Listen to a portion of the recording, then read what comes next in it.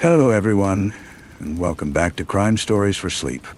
I'm Robert, and before we begin, I'd like to ask for a little support. Subscribe, leave a like, and if you do, let me know in the comments where in the world you are listening from.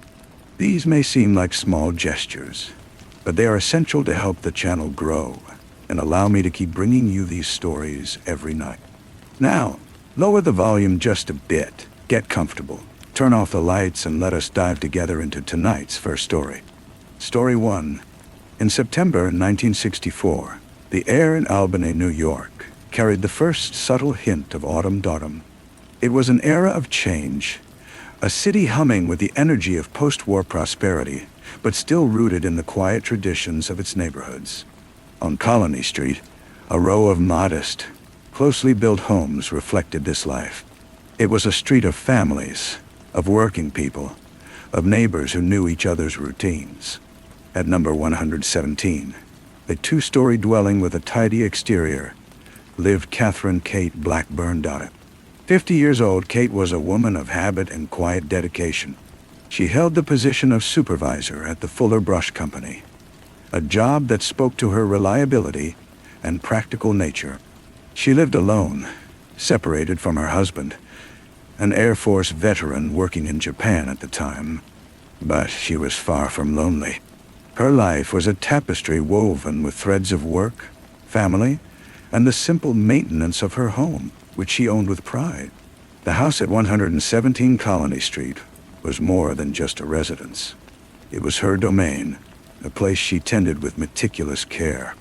That autumn of 1964, one part of that domain, the upstairs apartment, was vacant, and Kate was determined to change that. She'd placed ads in local newspapers looking for a new tenant for the upper quarters. The small black and white text was a beacon, an invitation broadcast into the city, welcoming a stranger into her home's small ecosystem. In the days before that pivotal weekend, she'd been busy preparing the space. The smell of fresh paint lingered in the second-floor rooms, evidence of her labor and attention to detail. She'd shown the apartment to several potential renters, but none had committed yet. On Saturday, September 12th, the weather was clear and bright. Neighbors saw Kate outside, washing her front steps, a common sight on the street. It was an ordinary Saturday filled with the anticipation of a quiet evening and the approaching Sunday. Later that day, her home telephone rang. It was her sister. The two discussed family matters, the week that had passed, the small details that make up daily life. But their conversation was suddenly interrupted. Kate explained that someone had just arrived, a person interested in the apartment. Her tone was calm and matter-of-fact. It was the kind of interruption she'd been expecting. After a quick goodbye, she ended the call, ready to handle business, to show the freshly painted rooms, to perhaps finally secure a suitable tenant. She opened her door, and in that moment, she unwittingly invited the end of her life inside. 2 days later, on Monday, September 14th, the routine that governed Kate Blackburn's life was broken. A co-worker from the Fuller Brush Company arrived at 117 Colony Street for their regular carpool to work. The house was silent. She knocked on the door but received no answer. She waited as a feeling of unease began to grow. Kate was punctual and dependable. It was unusual for her to be late or completely unprepared. After some time passed, the colleague drove away, her worry intensifying. She decided to contact Kate's family. The call reached Sandra Sandy Carmichael, Kate's niece. Sandy, then young, shared a close bond with her aunt. Hearing about Kate's uncharacteristic absence caused concern. Accompanied by Kate's sister, Sandy headed to the Colony Street house. Its orderly exterior showed no sign of what lay inside. They knocked. They called out. Only silence responded. Gaining entry, they moved into the quiet house. What they discovered would remain etched permanently in their minds. The home, once filled with warmth and organization, now presented a scene beyond description. They found Kate's body in a setting that depicted cruel, unimaginable violence. Authorities were summoned. Upon arrival, the peaceful neighborhood street became the center of a major murder investigation. For Sandy Carmichael, reality split irreversibly. 61 years ago, evil walked into my aunt's home and changed our lives forever. She would remember years later, her voice still laden with the burden from that day. The hunt for that evil, for the individual who so viciously ended Kate's life, had begun. The early investigation in 1964 was marked by somber determination. Investigators from the Albany Police Department converged on 117 Colony Street, their expressions hardened against the atrocity they'd witnessed. Their methods were notably progressive for the time. Conscious about preserving the scene, they used hand coverings, a procedure not yet universally routine, but a small detail that would prove crucial decades later. The property hadn't been invaded or disturbed in a manner suggesting mere theft turned violent. The assault had been personal, close, and unspeakably brutal. Kate Blackburn had been struck in the back of the skull with a hammer, received stab wounds to the throat while unconscious, and was sexually violated. The cruelty didn't end there. In a final vicious act, the perpetrator had heated multiple steak knives on the kitchen gas burner and used them to burn her mouth and upper body. The cause of death was determined to be massive blood loss. Her body was found not in the upstairs apartment where the attack was believed to have started, but dragged and left near the staircase, a final savage humiliation. Investigators collected a massive amount of evidence. They gathered clothing, bed linens, and the knives used in the assault.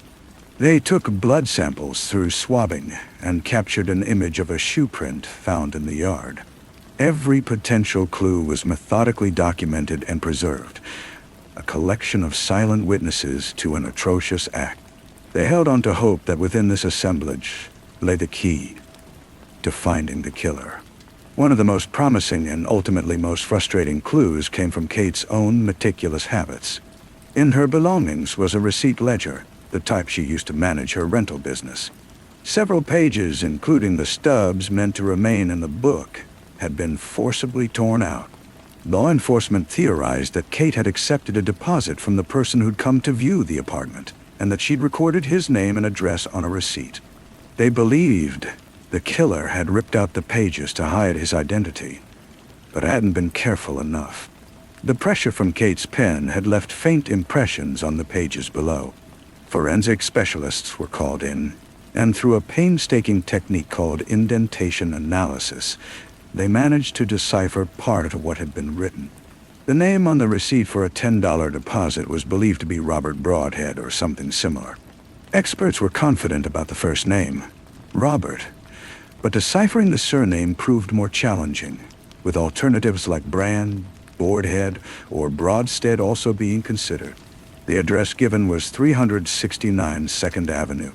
This was the breakthrough they'd been waiting for. A wave of detectives was deployed to locate every male in the area with a name even remotely resembling what was on the receipt. They investigated the address, but it too seemed to lead nowhere. Days became weeks, and weeks turned into months. Every tip was followed up on. Every possible person of interest was questioned. Yet the man who called himself Robert Broadhead had vanished as though he were a phantom. Investigators concluded the name was likely false, a disguise worn for a single deadly purpose. The investigation continued for years, an unhealed wound in the city's collective memory. But with no new leads and no suspect, the case inevitably went cold. The boxes of evidence were archived. The case files gathered dust on shelves, and successive generations of investigators who'd worked the case eventually retired. The world moved on. But for Sandy Carmichael and her family, there was no moving on. They carried the traumatic memory of that September day and the unanswered question that haunted their lives. Who had done this to their Kate, and why? The silence that had descended on the house on Colony Street stretched across decades. A long, cold wait for a justice that seemed as though it might never come. For nearly 50 years, Catherine Blackburn's case sat in the Albany Police Department's cold, silent files. A ghost story, a cautionary tale shared among veteran officers, an example of heinous crimes that sometimes escape justice. The physical evidence so carefully gathered in 1964 remained in storage, its promise locked away by the technological limitations of the era.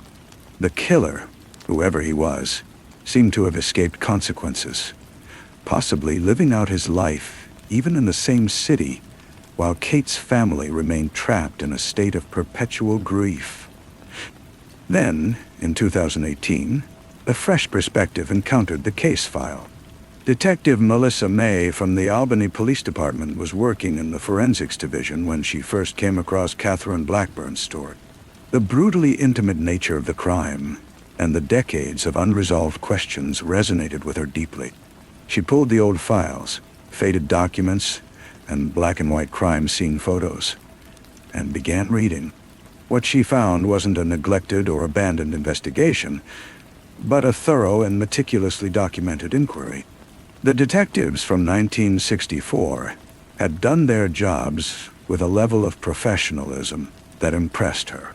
They'd preserved the evidence so well that it seemed poised for a future they couldn't have imagined. Detective May felt a connection with those long-gone officers, a sense of shared purpose bridging time. She decided this was a case that could be solved. This was a silence that could be broken. Her first crucial move was to partner with Dr. Kristen Lenore, an instructor at Russell Sage College who had started a forensic genealogy program. It was an emerging field that combined modern DNA analysis with traditional genealogical research, using public DNA databases to build family trees and identify possible suspects in cold cases. It was an unlikely endeavor, especially with evidence over half a century old, but it represented their best hope. The collaboration expanded to include both the FBI and Othram Inc., a private laboratory based in Texas, specializing in extracting viable DNA from degraded or contaminated forensic materials. In 2023, evidence from the Blackburn crime scene, including a handkerchief recovered beneath Kate's body, was sent to Othram for analysis. The researchers faced a formidable challenge. The genetic material was ancient and likely included DNA from multiple individuals. But by using an advanced technique known as forensic-grade genome sequencing, they succeeded in isolating and constructing a complete DNA profile of the unknown person present at the crime scene. This genetic blueprint became the key that would unlock the 6-decade-old mystery. The profile was entered into genealogy databases, beginning the hunt. It was like searching for one person in a vast, sprawling forest of human ancestry. Genetic genealogists started receiving matches, distant relatives of the unknown killer, who had submitted their own DNA to ancestry platforms. Slowly and methodically, they built a family tree, tracing lineage backward through time, and then forward again, trying to find the branch hiding the murderer. Their investigation ultimately pointed to a name: Joseph Stanley Necrelli. Born in 1931, he would have been in his early 30s when the murder occurred. He lived in the Albany area and, importantly, had a substantial and violent criminal history. In 1973, he was convicted of attacking an elderly woman in nearby Schenectady in a manner eerily similar to the assault on Kate Blackburn. He had additional arrests for burglaries and other crimes stretching back to the 1950s. He was released from prison in 1980 and led a quiet life until his death in 1998. He'd never been considered a suspect in the Blackburn investigation. There is no evidence to suggest he and Kate were acquainted. He appeared to be a stranger who came to her home pretending to inquire about renting an apartment. The genealogical findings were persuasive, but not conclusive legal evidence. To achieve absolute certainty, authorities needed a direct DNA sample from Necrelli to match with the evidence from the crime scene. This required one final dramatic phase in the investigation. In October 2025, officials obtained a court order to exhume Joseph Necrelli's body from his grave at Albany Rural Cemetery. On a crisp Monday morning, exactly 61 years and 1 day after Kate Blackburn's body was found. A select group of investigators, legal representatives, and forensic experts gathered at the gravesite. As Necrelli's remains were carefully unearthed, an atmosphere of grave determination filled the area. DNA samples were collected from his femur and humerus and rushed to a laboratory for testing. The team waited for the results. Several weeks later, the findings arrived. They were a perfect match. The DNA from Joseph Necrelli's remains matched exactly with that recovered from the crime scene in 1964. The Phantom now had a name. The evil that invaded Kate Blackburn's home now had a face. After 61 years of silence, the investigation was finally closed. On a Wednesday in October 2025, the Albany Police Department held a press conference to announce the resolution of its longest-standing cold case. Police Chief Brendan Cox faced the media and issued a powerful statement. There is no such thing as a cold case. He spoke of the successive generations of detectives who'd worked the case and the unrelenting pursuit of justice for the Blackburn family. But the most heartfelt words came from the woman who had carried the weight of this case for most of her life. Sandra Carmichael, now 81 years old, stood with a quiet grace that masked years of pain. She spoke of her aunt, of the life unjustly taken, and of the long, painful wait for closure. "We've prayed for this day," she said, her voice filled with both sorrow and relief. "To all who made this possible, God bless you." The case's resolution stood as proof of the dedication of a handful of committed investigators and the remarkable capabilities of science. It showed how a determined detective in 2018 could reach across the decades and, aided by cutting-edge technology, give voice to silent evidence gathered by her predecessors in 1964. Joseph Necrelli, the man who had escaped punishment for a savage killing and lived out his life in freedom, was now exposed to the world. He couldn't face prosecution, but his guilt was no longer hidden. Justice, though long delayed, had been served. The house at 117 Colony Street still stands today, a silent witness in brick and mortar to its haunting past. For 61 years, it harbored a story of unspeakable brutality and lingering sorrow. Now it represents something different. The steadfast resolve of those who refuse to let an investigation grow cold, and the enduring strength of family love that ensures no victim is ever forgotten. Catherine Kate Blackburn was more than just a name in a cold case file. She was someone's daughter, sister, aunt, a hard-working and proud woman whose life was violently cut short. Thanks to the tireless efforts of many people, her story, from its heartbreaking end to its ultimate resolution, can now be told completely. The silence on Colony Street has finally been broken. Story 2.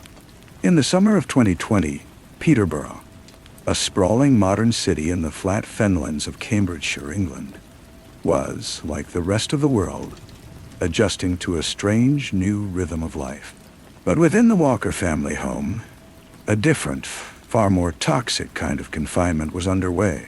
This was the home of 17-year-old Bernadette Walker, a teenager known to her friends as Bea, poised on the delicate threshold between childhood and adulthood. Bernadette attended Peterborough College and was a talented photographer whose creative spirit expressed itself through her embrace of goth culture. She dyed her hair in a rainbow of colors, a vibrant contrast to the typically dark shades of her clothing. Her friends described her as socially anxious, a quiet, soft-spoken person whose connections were often formed and maintained in the online spaces of social media. Central to her life was the man she called father, Scott Walker. He wasn't her biological parent, but he'd been in her life for years as the partner of her mother, Sarah. On the surface, they looked like a family, but behind the closed door of their home, a terrible, destructive secret was festering, a secret that had been eroding the foundations of Bernadette's life for years. On Thursday, July 16th, 2020, that secret exploded into the open. In an act of desperate courage, Bernadette disclosed everything to her mother.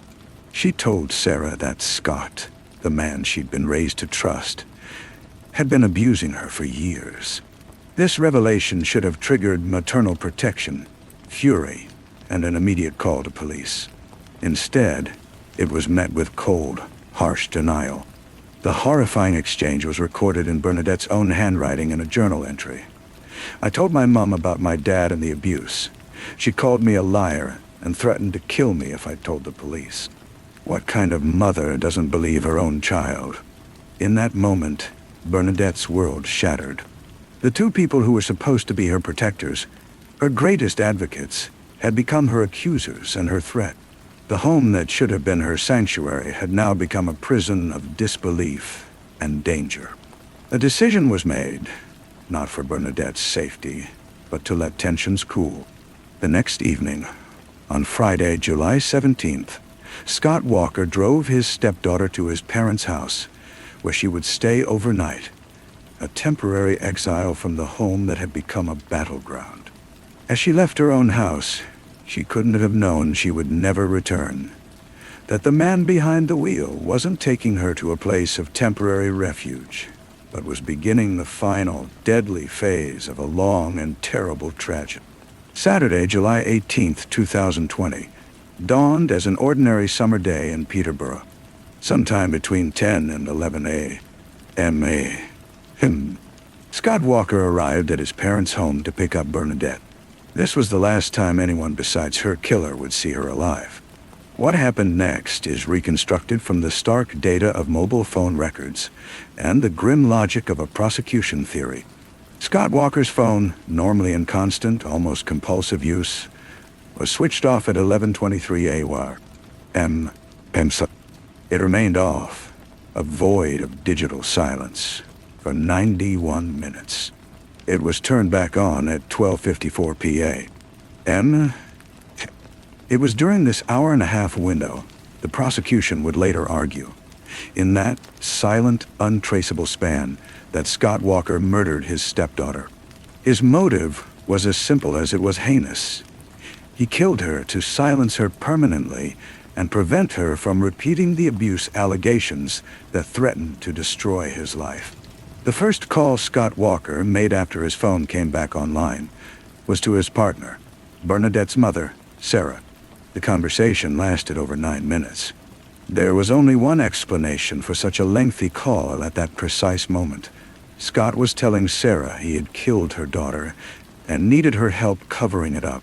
During that 9-minute conversation, an unholy alliance was formed. A pact between a murderer and his victim's mother. A conspiracy to hide a homicide behind an elaborate web of lies. For 3 days after this, there was absolute silence from within their home. No contact with police, no desperate search launched. Not until early Tuesday morning, July 21st, did Sarah report her 17-year-old daughter missing, using the fabricated story provided by Scott, claiming she'd run away. The deception that followed was elaborate and chillingly cruel.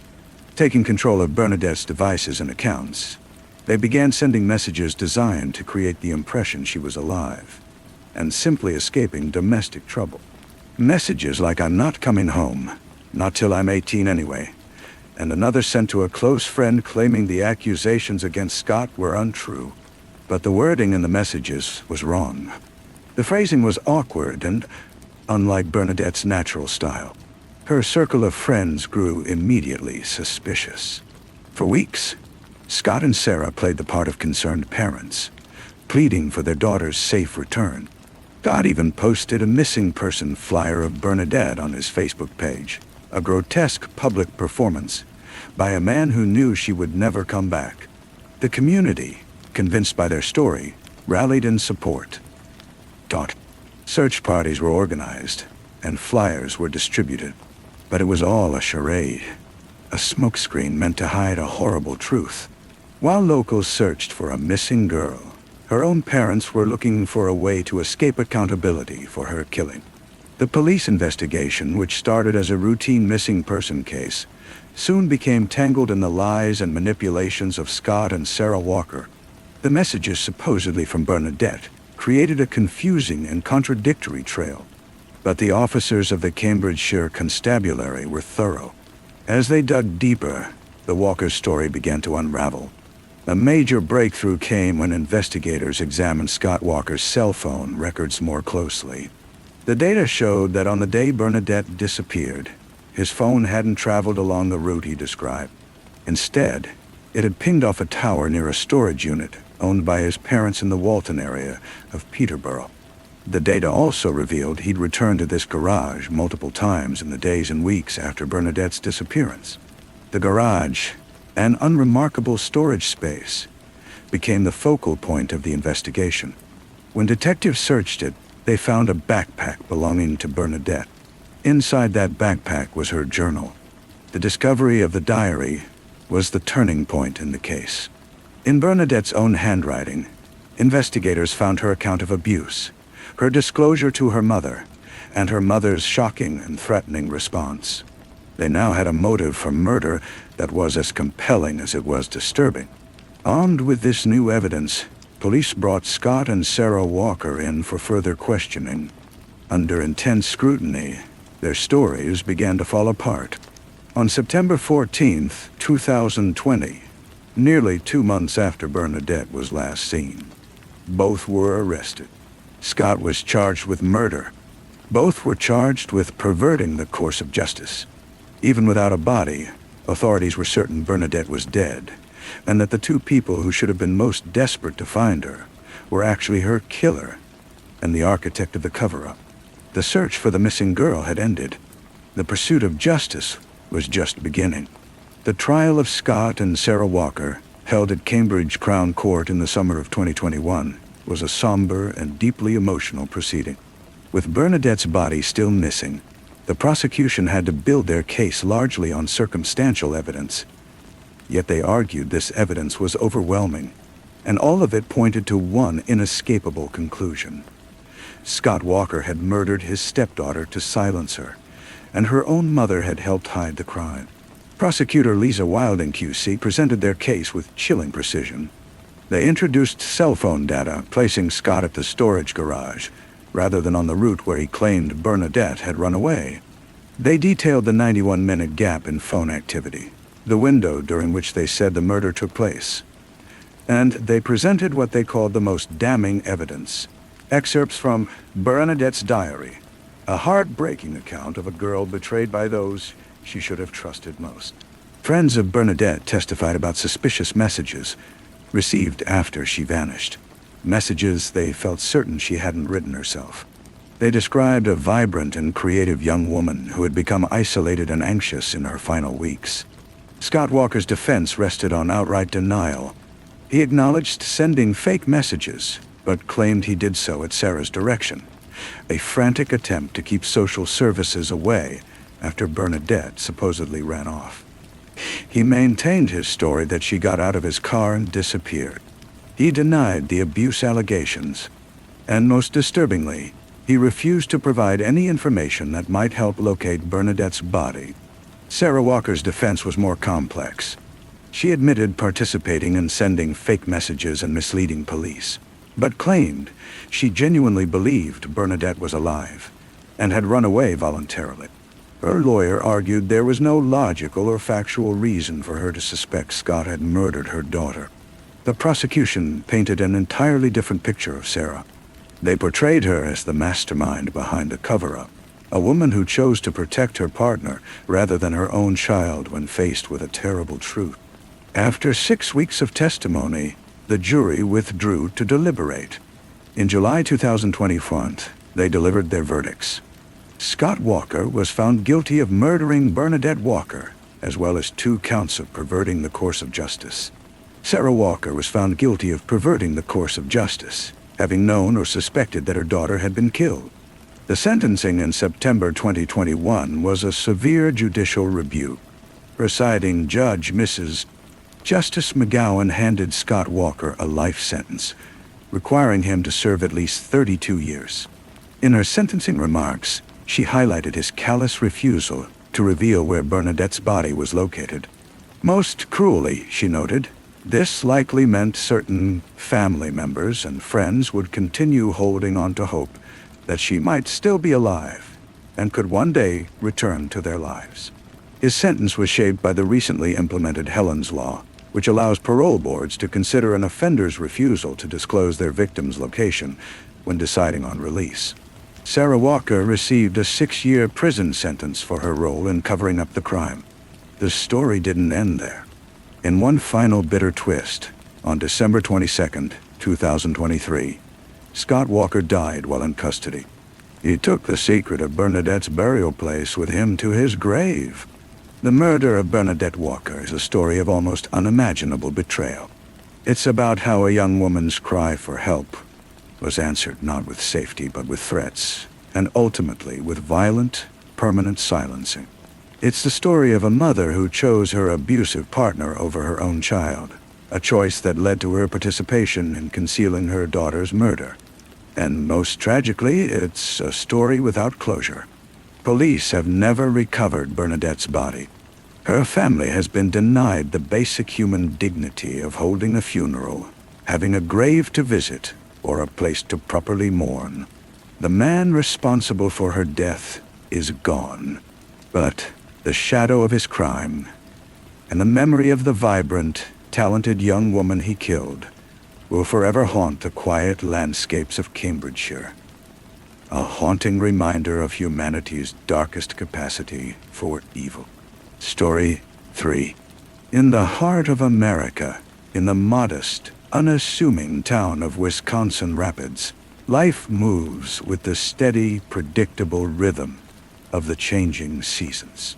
It's a place of quiet neighborhoods, local bars where everyone knows your name, and a deeply rooted sense of community. In the summer months of 2006, this was the world of Dedra Christine Harm.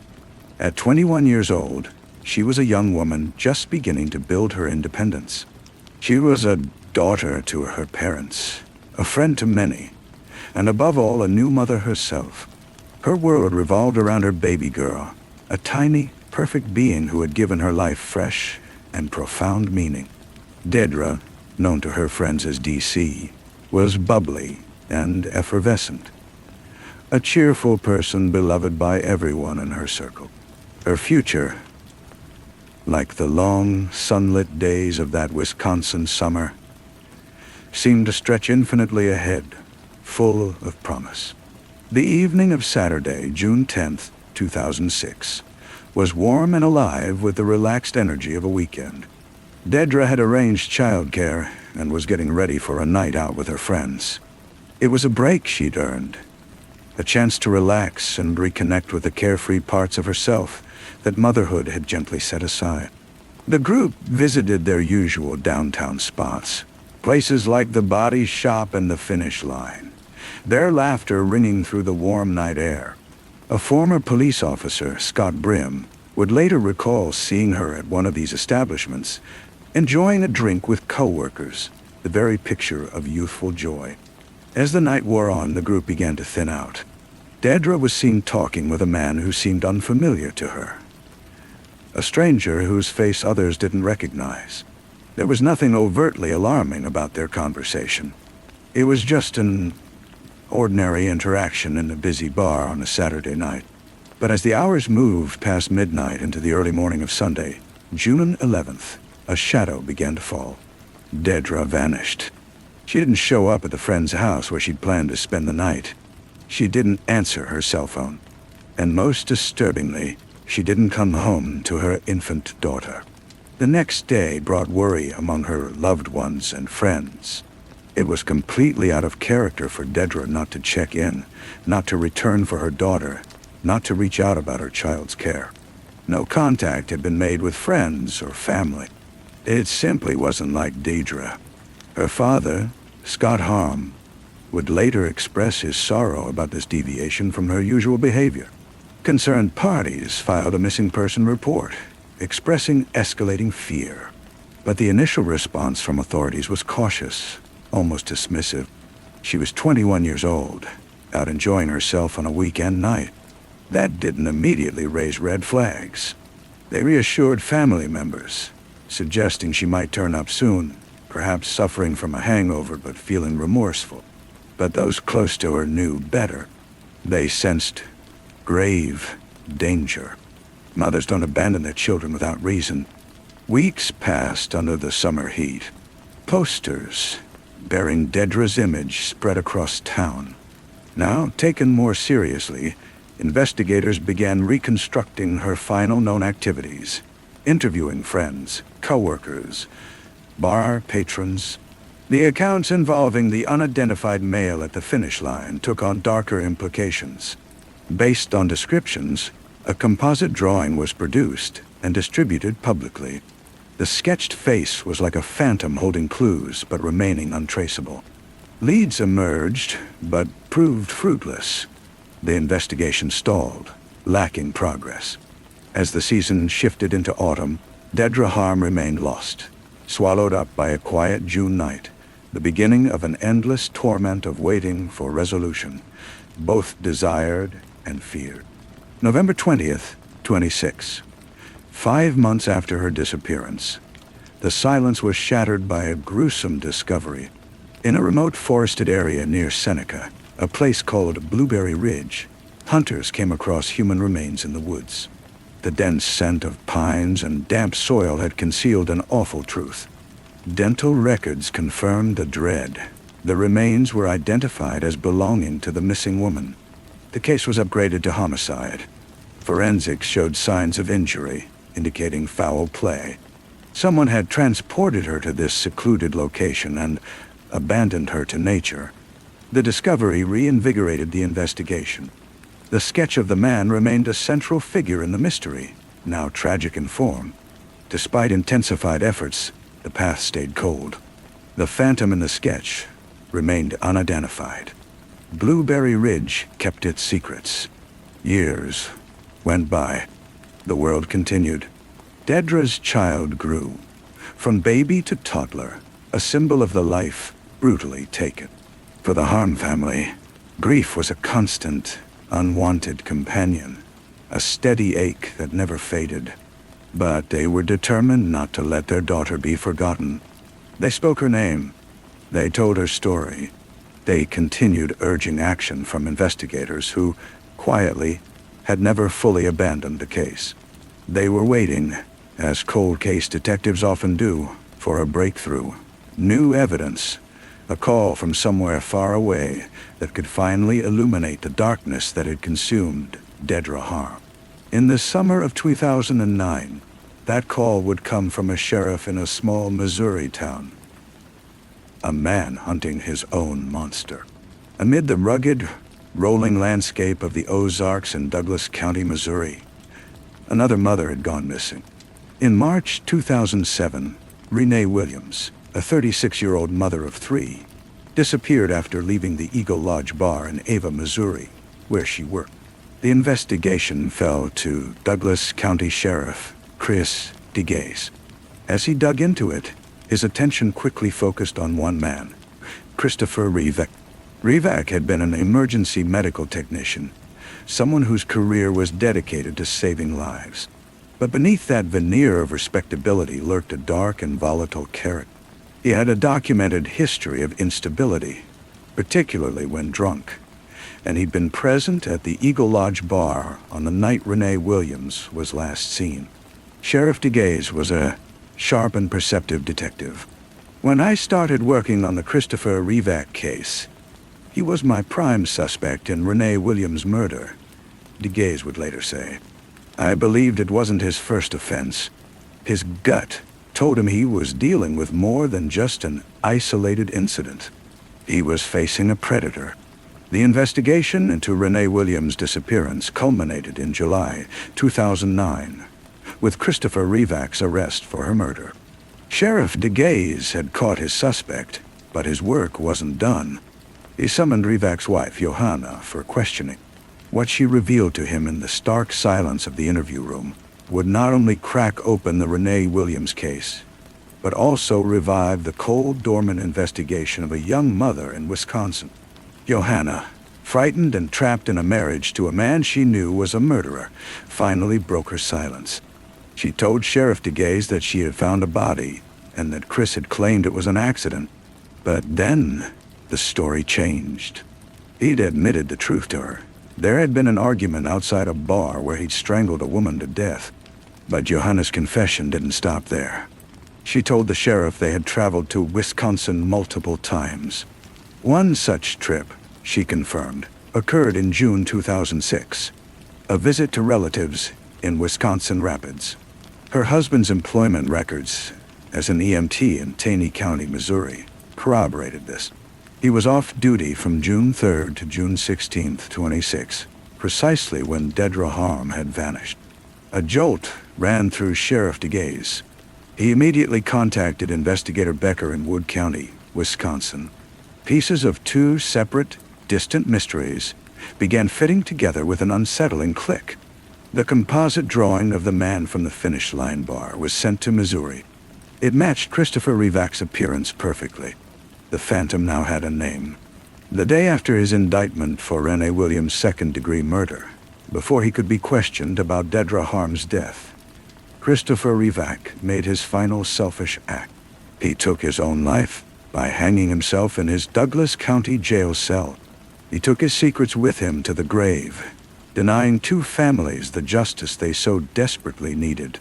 Christopher Rivak's suicide was a devastating blow, but it didn't end the story. Over the next 16 years, investigators in both Wisconsin and Missouri meticulously continued building their case against a dead man. They had Johanna's chilling testimony. They had confirmed timelines placing Rivak in Wisconsin Rapids on the night Dedra was killed. Friends and family remembered Rivak, returning from that trip with dirty clothes and a filthy truck that he obsessively cleaned immediately. And in Renee Williams' case, they had forensic evidence linking her to Rivak's vehicle. For the Harm family, it was an agonizing state of limbo. They believed in their hearts that Rivak was their daughter's killer. But officially the case remained open, a wound that couldn't be allowed to heal completely. To whoever is responsible for our dear Dedra Christine Harm's death, they said in a statement mixing plea and condemnation. I want these words to be heard deeply. You didn't just end one life. You shattered many others irreparably. Finally, in October 2025, after one last comprehensive review of the nearly 20-year-old files, Wood County District Attorney Jonathan Burnett issued an official statement. He declared the Dedra Harm death investigation closed, stating Christopher Rivak was responsible. I believe sufficient grounds existed for charges against him if Mr. Rivak were still alive, and success in court, Burnett said in his letter to the sheriff. This news offered a degree of closure, but it didn't heal the wound. Words can never repair our permanently shattered spirits, Scott and Vegas Harm said in a public statement. It won't diminish the grief or the void we experience daily in her absence. Their fight for their daughter had ended, but their mourning would last forever. The story of Dedra Harm stands as testament to the relentless determination of detectives who refuse to let an investigation go cold. But it's also a story with a deeply frustrating ending, one where justice was denied, and it may be a story with additional chapters, involving more victims. Sheriff Chris DeGaze, the man who first detected the evil in Christopher Rivak, has consistently maintained that he was a serial killer, someone who used his role as an emergency worker to hide a predatory, hunting existence. He's been investigated as a suspect in the notorious 1995 disappearance of Iowa broadcaster Jody Heisentruitt and at least 2 other unsolved murders. The Phantom of Blueberry Ridge may now have a name, but the full, horrifying scope of his crimes may remain forever hidden. He's a ghost that continues to haunt the unsolved files of America's heartland, a chilling testament to the evil capable of hiding in plain sight. Story 4. In the sprawling, sun-soaked metropolis of São Paulo, a city of dazzling wealth and crushing poverty, the von Richthofen name carried weight. It echoed with the faint aristocratic legacy of its most famous bearer, Manfred von Richthofen, the World War I fighter ace known as the Red Baron. In Brazil, that name belonged to Manfred Albert von Richthofen, a brilliant German engineer who had built a life of extraordinary privilege. He held a senior position at DERSA, the state highway company, serving as chief engineer for the city's massive ring road project. His assets ran into the millions. Together with his wife Maria, a respected psychiatrist, and their two children, Suzanne and Andreas, he lived in a sprawling mansion in Brooklyn Velho, one of São Paulo's most exclusive neighborhoods. Their lives unfolded behind high walls and guarded gates, a gilded cage of comfort and ambition. At the center of this seemingly perfect world stood Suzanne Louise von Richthofen. Born in 1983, she was the golden child, a beautiful blonde girl who appeared to have everything. She attended a prestigious German school, spoke multiple languages, and was enrolled as a law student at one of the city's top universities. To outsiders, she embodied the image of a privileged young woman destined to follow the successful path her parents had carefully laid out. But beneath the polished surface of this picture-perfect family, tensions were beginning to simmer. The von Richthofen household operated under strict rules and emotional coldness. Manfred was a demanding father who showed little warmth and expected complete obedience. Suzanne, entering adulthood, was beginning to feel the constraints of her golden prison. She was a young woman developing a rebellious streak, yearning for a freedom that didn't exist in her parents' carefully controlled world. In the summer of 1999, that yearning found a face and a name. Daniel Cravinhos de Silva, Doughty. He was handsome, charismatic, and came from a world far removed from the manicured lawns of Brooklyn Velho. Daniel came from a working-class background. He had little interest in school or conventional work, and he regularly smoked marijuana. He entered the von Richthofen orbit as a tutor for their son Andreas's hobby of building model airplanes. When Suzanne met him, the attraction was immediate and intense. He represented everything her life lacked: spontaneous, wild, and thrillingly dangerous. Their relationship developed in secret. When Manfred and Maria discovered the affair, their opposition was absolute. Daniel didn't fit their vision for their daughter. They saw him as an aimless, unambitious drifter who didn't belong in their social sphere. But their resistance only deepened Suzanne's obsession. The harder they tried to separate her from Daniel, the more fiercely she clung to him. He became her rebellion, her escape, her cause. In July 2002, while her parents were vacationing abroad, Suzanne made the bold move of bringing Daniel into their family home. When they returned later that month, the confrontation was explosive. Suzanne stood her ground and proposed they buy her an apartment where she and Daniel could live together. Her father refused outright, his tone cold and final. She could do as she pleased once she earned her own money. The battle lines were drawn.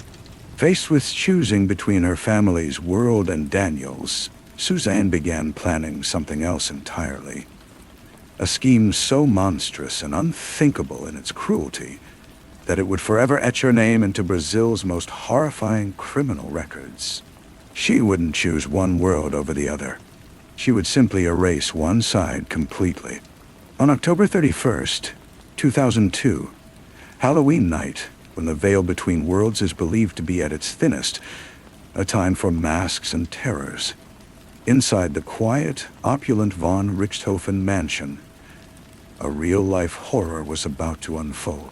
The plan Suzanne had meticulously crafted over months was ready for execution. That evening, Manfred and Maria von Richthofen retired to bed, unaware they would never wake again. Downstairs, Suzanne waited in silence, her heart beating steadily. Like a ghost drifting through familiar spaces, she confirmed her parents were asleep. After midnight, she methodically disabled the house's sophisticated security system, then moved to the front door and unlocked it, admitting the warm darkness outside. There stood her accomplices, Daniel Cravinhos, then 24, and his older brother Christian, 26. willing agents of her dark intent, lured by the prospect of inheriting vast wealth once the elderly couple was removed. The two brothers, wielding heavy iron bars, crept silently into the quiet house. Suzanne, having completed her role in the plan's first phase, withdrew to the living room, a silent, waiting partner in the carnage she had orchestrated. The Crevenhos brothers climbed the grand staircase and entered the master bedroom.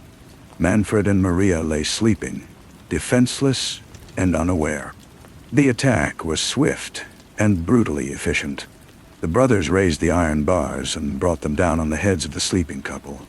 The sickening sound of metal striking skull echoed through the silent room. To ensure their work was complete, they smothered their victims with towels, extinguishing any lingering signs of life. With the murders complete, the three moved to the next phase of their scheme, staging a cover-up. They moved through the house with cold, calculated theatricality, arranging the scene to look like a robbery gone wrong. They ransacked the study, scattering papers across the floor in a pattern so deliberate it would later seem oddly artificial to investigators. They took some cash and grabbed items to support their fabricated story of theft. Their grisly work done, the three conspirators went their separate ways. Christian stopped at a fast food restaurant, a mundane end to a night of extreme violence. Suzanne and Daniel, in one final chilling display of fake normalcy, drove to a nearby motel, hoping to establish an alibi that placed them far from the crime scene. As dawn broke over São Paulo, they began the final act of their sinister performance. They drove to an internet cafe to pick up Suzanne's younger brother Andreas, then just 15 years old. The trio then headed back to the mansion to discover the crime scene. It was Suzanne who called the police, her voice a precisely calibrated instrument of manufactured distress and terror. The performance had begun. When the first officers arrived at the von Richthofen mansion, they encountered a scene of apparent chaos and a story of heartbreaking tragedy. A beautiful, distraught young woman told a tale of home invasion, of a robbery turned deadly. But to the trained eyes of the detectives, something felt deeply wrong. The mess in the study looked staged. The papers were scattered too evenly. The security system, they soon discovered, hadn't been breached. It had been disabled from inside. And then there was Suzanne herself. Her grief, her shock. It all felt hollow and unconvincing, like an under-rehearsed performance. In the hours and days following the murders, her behavior went from merely suspicious to utterly damning. The day after her parents' brutal killing, she was seen laughing and swimming in the family pool with Daniel. Just hours after her parents' funeral, a solemn event that had gripped the nation, Suzanne was celebrating her 19th birthday by throwing a party for her friends. Her emotional detachment was so extreme, so disturbingly out of place, that it spoke as clearly as a confession to investigators. This wasn't how a grieving daughter behaved. This was how a sociopath behaved. The investigators' focus quickly zeroed in on Suzanne and her working-class boyfriend. They began following the young couple, monitoring their conversations and watching their every move. The fabricated story of a random burglary began showing cracks, then collapsed entirely. The breakthrough came from Christian Crevenhos, the conspiracy's weakest link, who made a catastrophically foolish purchase just days after the murders. A new motorcycle, paid for in cash with a stack of crisp $100 bills. It was a recklessly stupid mistake that immediately drew police attention. On November 9th, 2002, just 9 days after the killings, police moved in and arrested Christian Crevenhos. His story quickly fell apart under questioning, and he confessed, leading authorities straight to his brother and to Suzanne herself. Confronted with overwhelming evidence and her crumbling web of lies, Suzanne, along with Daniel, was arrested and eventually confessed to everything, planning every detail of her parents' murder herself. She revealed herself not just as the golden child from one of Brazil's wealthiest families, not just a pretty blonde law student, but as a calculating monster devoid of empathy or remorse. Her betrayal stunned the nation. When news broke nationwide, it captivated a public equally horrified by the monstrous, incomprehensible crime. The stage was set for what would become one of the most sensational trials in the country's judicial history. Starting in July 26, the courtroom in São Paulo transformed into a pressure cooker of media frenzy and raw emotion. The case struck a nerve across society, touching on themes of class conflict, greed, rebellion, and the darkest human impulses, all embodied in the fiery prosecutor Roberto Tardelli's portrayal of the defendant as a cold, manipulative, purely evil young woman. He painted her as the criminal mastermind, a sinister manipulator who used her power over Daniel to orchestrate the killing of her own mother and father for one ruthless reason: money. Tardelli argued that Suzanne, impatient for her inheritance, had decided to take it by force. She wanted the wealth and property her parents had worked hard to accumulate. She wanted freedom and independence without having to earn them herself, he told the court. He dismissed any notion that her actions were driven by desperate love, instead portraying her as the embodiment of the evil blonde, an eerily powerful label that would stick with her forever. The defense strategy formed a tangled web of accusations and counter-accusations. Suzanne's lawyer claimed she had no motive, that she was merely a pawn in Daniel's scheme. A young woman so infatuated with her older, more experienced boyfriend that she was coerced into a crime she didn't concede. On the witness stand, Suzanne blamed everything on Daniel. Her testimony was a carefully crafted performance of a manipulated, love-struck young woman. In response, the Cravinhos brothers pointed the finger squarely at Suzanne. They claimed they had simply followed her orders, acting as instruments of her murderous will. Their defense also tried to muddy the waters by presenting shocking, unverified allegations about the victims, claiming that Manfred von Richthofen had abused his daughter, and that both he and Maria were alcoholics. These were assertions Suzanne herself denied, and which were contradicted by autopsy findings showing no alcohol in her parents' systems. The trial became a theater of accusations. The three defendants, once united in their deadly plot, were now locked in a desperate struggle for self-preservation. Their statements were a toxic mix of lies, half-truths, and betrayals.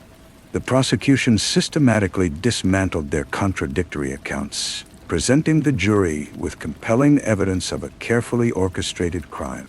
On July 22, 26, after a trial that had captivated the country for weeks, the jury delivered its verdict. Suzanne von Richthofen was found guilty of first-degree murder. She received a 40-year prison sentence, later reduced to 39 years and 6 months. Daniel Cravinhos received the same sentence, while his brother Christian was sentenced to 38 years for his role in the conspiracy. The verdict was met with widespread public satisfaction. Justice, it seemed, had been served. The evil blonde was going to prison. Suzanne von Richthofen's life behind bars proved as dramatic and turbulent as the crime that had landed her there. In an odd twist, she achieved a kind of grim celebrity within Brazil's prison system. In 2014, she began a relationship with another inmate, Sandra Regina Ruiz Gomes, known as Sandro, who was serving time for kidnapping and murdering a teenager. Their relationship caused controversy, particularly because Sandro's former partner was Elise Matsunaga, another of Brazil's most notorious female killers, imprisoned in the same facility for murdering and dismembering her husband. All three women worked in the prison's sewing workshop, with Suzanne, in a strange echo of her criminal story, serving as supervisor. After numerous legal appeals and petitions for a more lenient detention policy, on January 11, 2023, after serving 2 decades of her sentence, Suzanne von Richthofen was released on parole. Her release sparked public outrage and reignited widespread interest in her case. She initially moved to the rural town of Angatuba, trying to live a quiet life away from scrutiny. But the stigma of her crime followed her, prompting her to relocate to Braganza Paulista. In an almost unbelievable turn, she entered a relationship with a doctor named Felipe Zucchini Muniz. She became pregnant, and in January 2024, gave birth to a baby boy she named Felipe. Trying to finally shed the name associated with evil, in December 2023, she legally changed her identity to Suzanne Louise Manamami Muniz, incorporating her maternal grandmother's surname and that of her new partner. Today, Suzanne van Richthofen is, by all appearances, free, a mother, a partner, an entrepreneur who has launched an online business. She's trying to build a new life, reintegrating into a society that hasn't, and probably never will, forgive her heinous act of betrayal. The story of Suzanne van Richthofen endures as a chilling moral lesson. Not about a monster emerging from darkness, but one nurtured in privilege. A young woman faced with choosing between duty and desire chose instead to destroy everything around her. Story 5. In the sprawling, sun-drenched city of Dallas, life pulses with a relentless, fast-paced energy. But inside the walls of the Art Institute of Dallas, a different rhythm held sway. Within these studios and lecture halls, the air vibrated with the quiet, passionate energy of artistic pursuit. It was a world of charcoal-stained fingers, the smell of oil paints and turpentine, and the electric hum of young minds set ablaze by passion. In the fall of 29, this world belonged to Samantha Shelley Nance Dodd. At 20 years old, Shelley was a burst of vivid color against the often muted backdrop of everyday life. She'd come to Dallas from the small, humble town of Italy, Texas, a place where everyone knew everyone, and life moved at a slower, more deliberate pace. But Shelley's spirit was anything but slow or measured.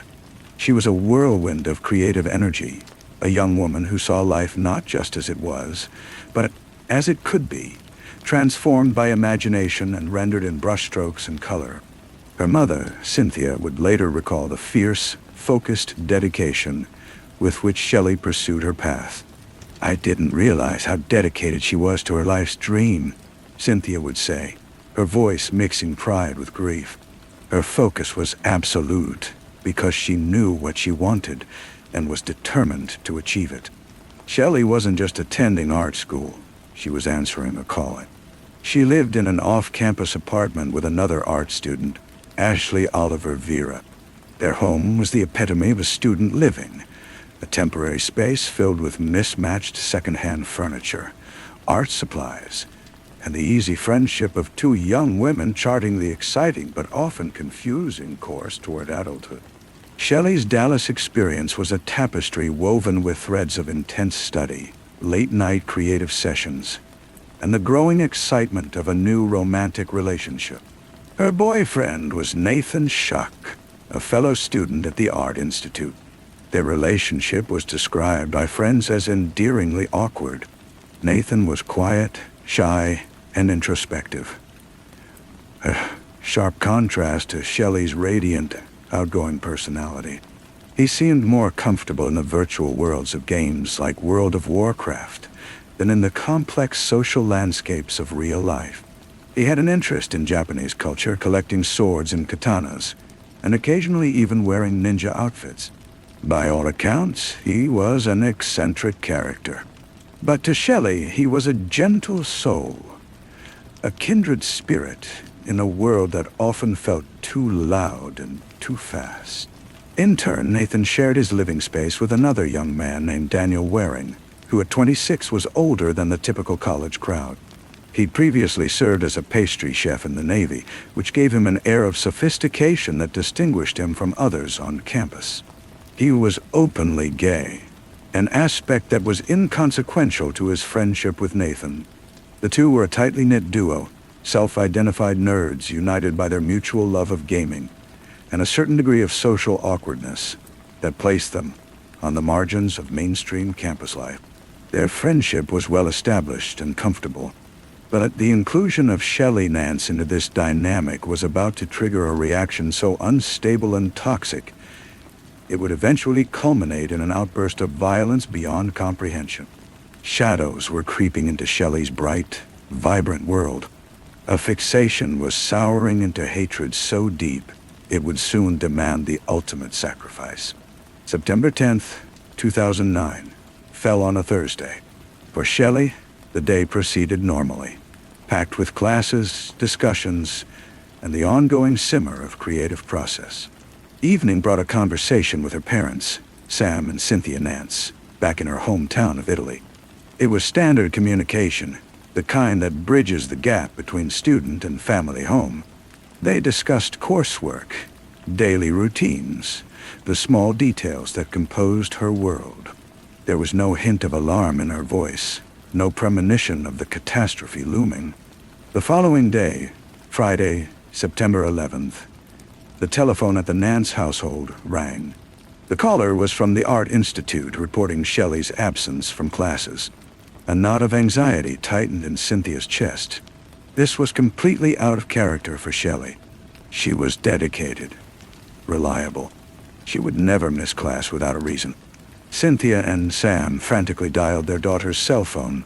Every unanswered call, every ring that faded into voicemail, heightened their escalating panic.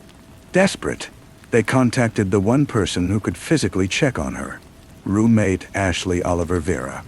Ashley was away from the apartment but assured them she'd return to check as soon as possible. As dusk approached, Ashley finally arrived at the apartment complex. Climbing the familiar staircase, she felt apprehension mounting. She unlocked the door and pushed it open. The home was silent, disturbingly still. She called out for Shelley, but only quiet answered. She moved through the small living area and down the short hallway to Shelley's bedroom. The door was closed. She pushed it open, and in that moment, everything stopped.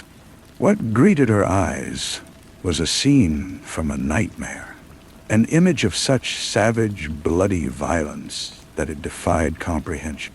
Shelley was on her bed, soaked in blood. The sheets beneath her were stained a deep, terrible crimson. The room was a portrait of slaughter.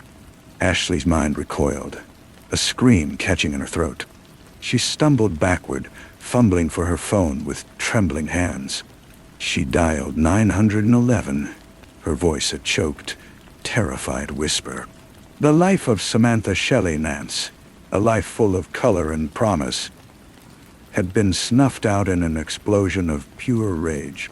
The first emergency responders to arrive at the apartment encountered a scene of almost unimaginable carnage. Detective Scott Sayers from the Dallas Police Department Homicide Unit entered Shelley's room and was immediately struck by the sheer, unrestrained savagery of the attack. Shelley had been stabbed 42 times in her back and neck. The sheer number of wounds indicated an assault meant not just to end life, but to obliterate it. It was an intensely personal, frenzied attack that the medical examiner would later term overkill. There were no signs of forced entry, no indication of robbery or sexual assault. This wasn't the work of a stranger. This was the act of someone who knew Shelley, someone who'd been welcomed into her home, and someone consumed by murderous fury. The investigation began, as always, with those closest to the victim. The first and most obvious person of interest was Shelley's quiet, eccentric boyfriend, Nathan Shook. Officers brought him in for questioning, and the more they dug into his background, the more suspicious he appeared. His odd ninja persona, his collection of blades and swords, it all painted a picture of someone who could potentially commit such an atrocity. Friends told police that Shelley and Nathan's relationship had been rocky, that she'd been considering breaking up with him. Had he killed her in a jealous rage when she tried to end things? It was a familiar, heartbreakingly common motive. The investigators' suspicions deepened when they executed a search warrant on the apartment Nathan shared with Daniel Waring. In the shared bathroom, they found what they believed was damning evidence, a plastic bag containing a blood-stained tissue. The blood would later be confirmed as Shelley's. It seemed like an open and shut case. The quiet, strange art student with a fascination for sharp objects had a dark side. one that had erupted and brutally murdered his girlfriend. The detectives were confident they had their man, but Nathan, under the intense pressure of interrogation, told a different story.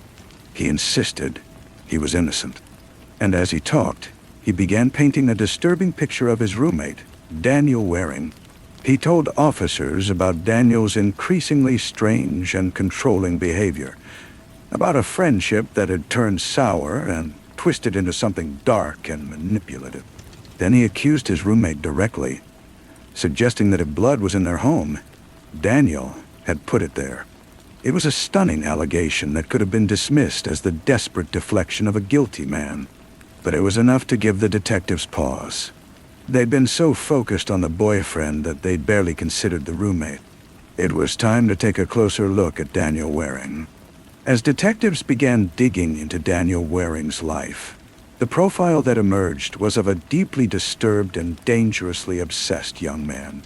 On the surface, he seemed like just another student, a former Navy serviceman finding his way. But beneath that calm exterior, a storm of resentment and jealousy was raging, directed at Shelley Nance. The investigators' focus on Daniel soon began yielding results. They pulled security footage from a nearby Walmart from Thursday morning, September 10th, the day Shelley was killed. And there he was, Daniel Waring, captured in grainy black and white footage moving through the store aisles. His shopping cart held a peculiar collection of items: cleaning supplies, hair dye, and most damningly blue nitrile gloves. Meanwhile, at the crime scene, forensic specialists had meticulously gathered every fragment of evidence from the bloody chaos of Shelley's room. They found something small, something easily missed. A tiny torn piece of blue material recovered from Shelley's grasp. It matched the composition of nitrile gloves exactly. Daniel had purchased gloves the day of the murder, and a fragment of such a glove was found clutched in the victim's hand. The circumstantial net was tightening. Further investigation revealed Daniel's behavior on the day of the killing. He'd been constantly texting Ashley, Shelley's roommate, bombarding her with questions about her whereabouts, trying to determine when she'd be away from the apartment. He needed to know when Shelley would be alone. The messages suddenly stopped from 10:37 a.m. to 12:03 p.m. A window that aligned exactly with the medical examiner's estimated time of death. He had confirmed his opportunity and then gone silent. The motive, investigators now believed, was a twisted and toxic form of jealousy. Daniel Waring was obsessed with his friend and roommate, Nathan Shuck. He viewed their relationship, their shared world of gaming and isolation, as the most important connection in his life. Shelley's arrival had disrupted that balance. She had taken Nathan away from him. She had become the target of a deep-seated, sickening hatred. This wasn't a typical romantic rivalry. It was a battle for control. This theory was eerily confirmed when detectives found Daniel's diary. In its pages, he'd poured out his resentment, his anger, his growing obsession with Shelley, and his hatred for the role she played in Nathan's life. His personal writings painted a picture of someone spiraling into a dangerous, delusional state. A friend of Daniel's would later testify that Daniel had confided in him with disturbing candor. She was ruining everything. The investigation also revealed that Daniel had a history of violent, uncontrollable episodes. On one occasion, he became so enraged with his brother that he grabbed a samurai sword and systematically destroyed his brother's betters.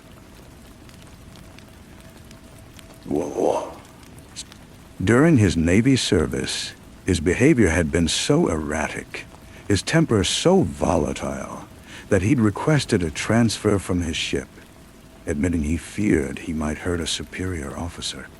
This wasn't someone who'd suddenly snapped.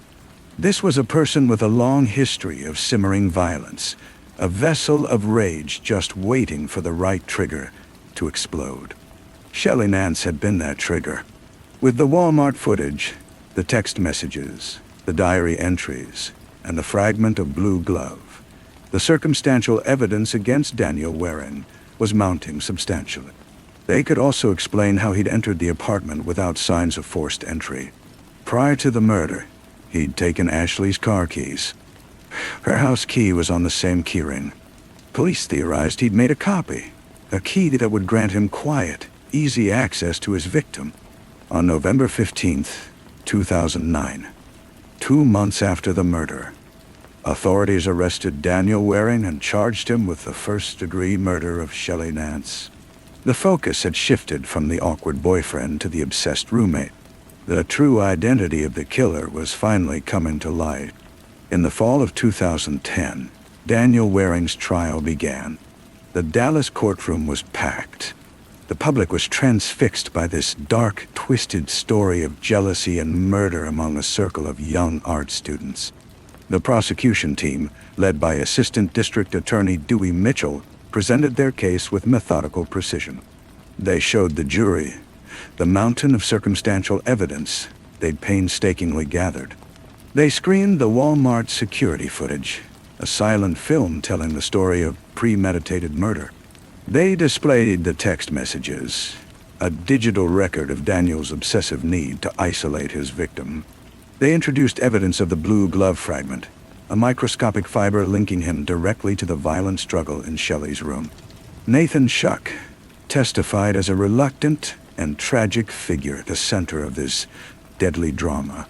He described Daniel's increasingly controlling behavior and his open hostility toward Shelley, an animosity that escalated from muttered comments into palpable, threatening hatred. His testimony painted clearly the toxic atmosphere that had developed in their small shared living space. The most poignant testimony came from Shelley's mother, Cynthia Nance, who took the stand weighed down by grief, still as fresh as the day she first learned of her daughter's death. She talked about her daughter, about her brightness, her talent, her future full of promise. She told the courtroom and everyone listening about the irreparable void left behind after losing Shelley to such violence. Parents shouldn't have to bury their children, she said, her words resonating through the silent courtroom. It's hard laying her to rest so young. It breaks my heart every single day. It pains me that she's not here anymore. And that pain is just as strong today as it was in the beginning.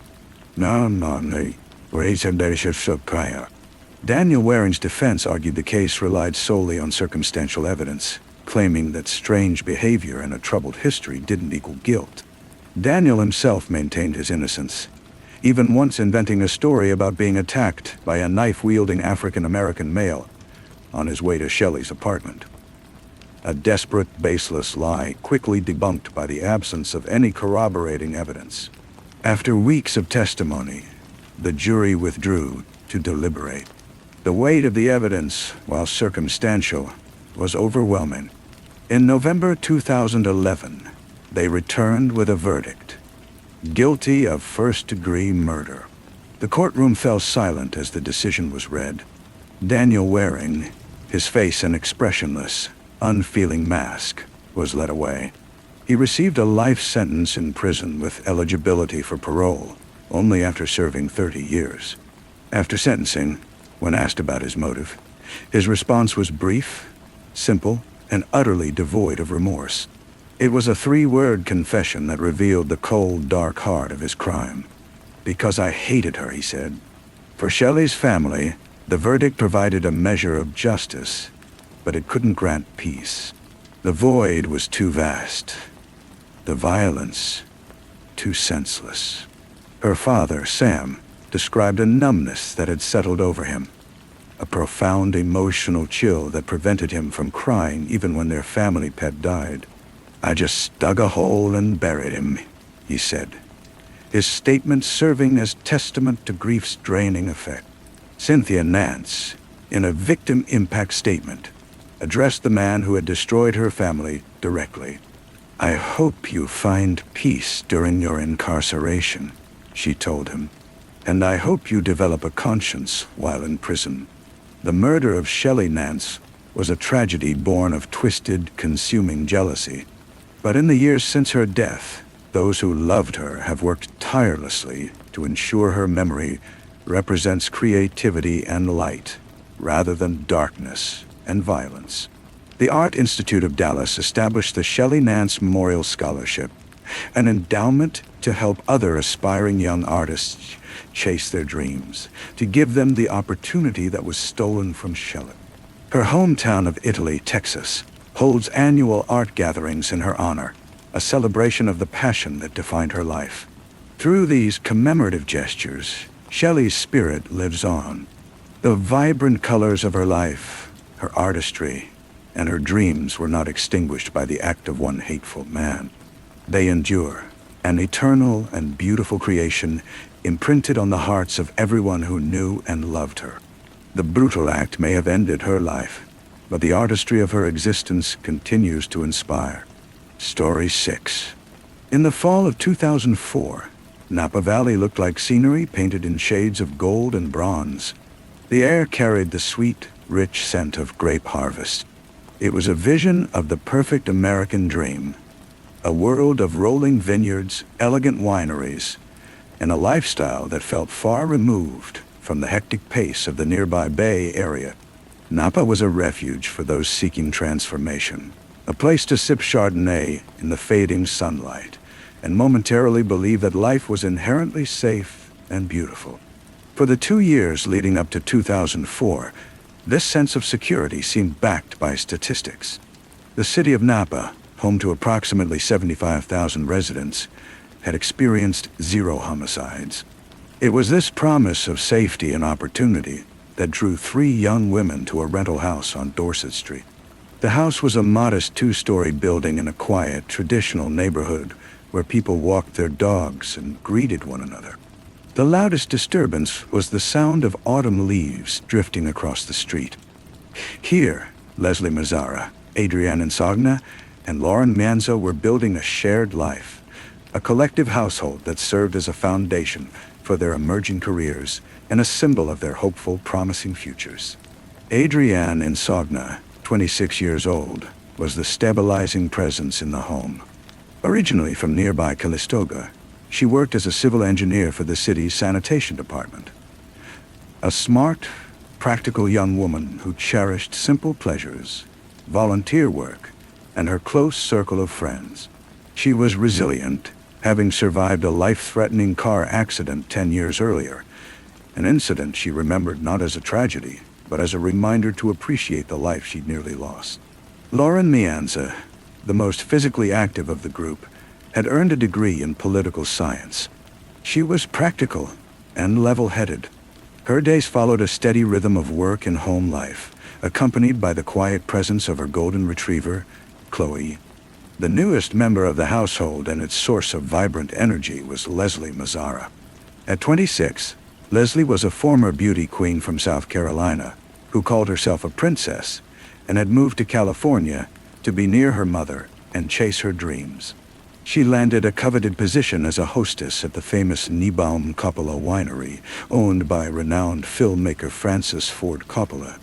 She was charming, a lively, outgoing young woman who threw herself into the valley's social scene. Her lifestyle provided a colorful contrast to the more subdued routines of her roommates. Their time on Dorset Street painted a familiar picture of youth, shared meals, late-night conversations, and the small compromises inherent in living together. Just before Halloween, they'd faced their first real disagreement as roommates, a dispute about Leslie having a boyfriend over, which they resolved through a calm discussion and establishing new boundaries. It was a minor household issue, seemingly important at the time, but ultimately inconsequential. They had no idea a far graver event was looming, one that would devastate their home and lives through an act so vicious and senseless it would permanently alter how the community viewed itself. On Halloween night, a real monster would walk their quiet street, and the veil of security that had wrapped Napa Valley would be utterly destroyed. Halloween night in 2004 fell on a Sunday. The evening on Dorset Street had a comfortable, homey quality.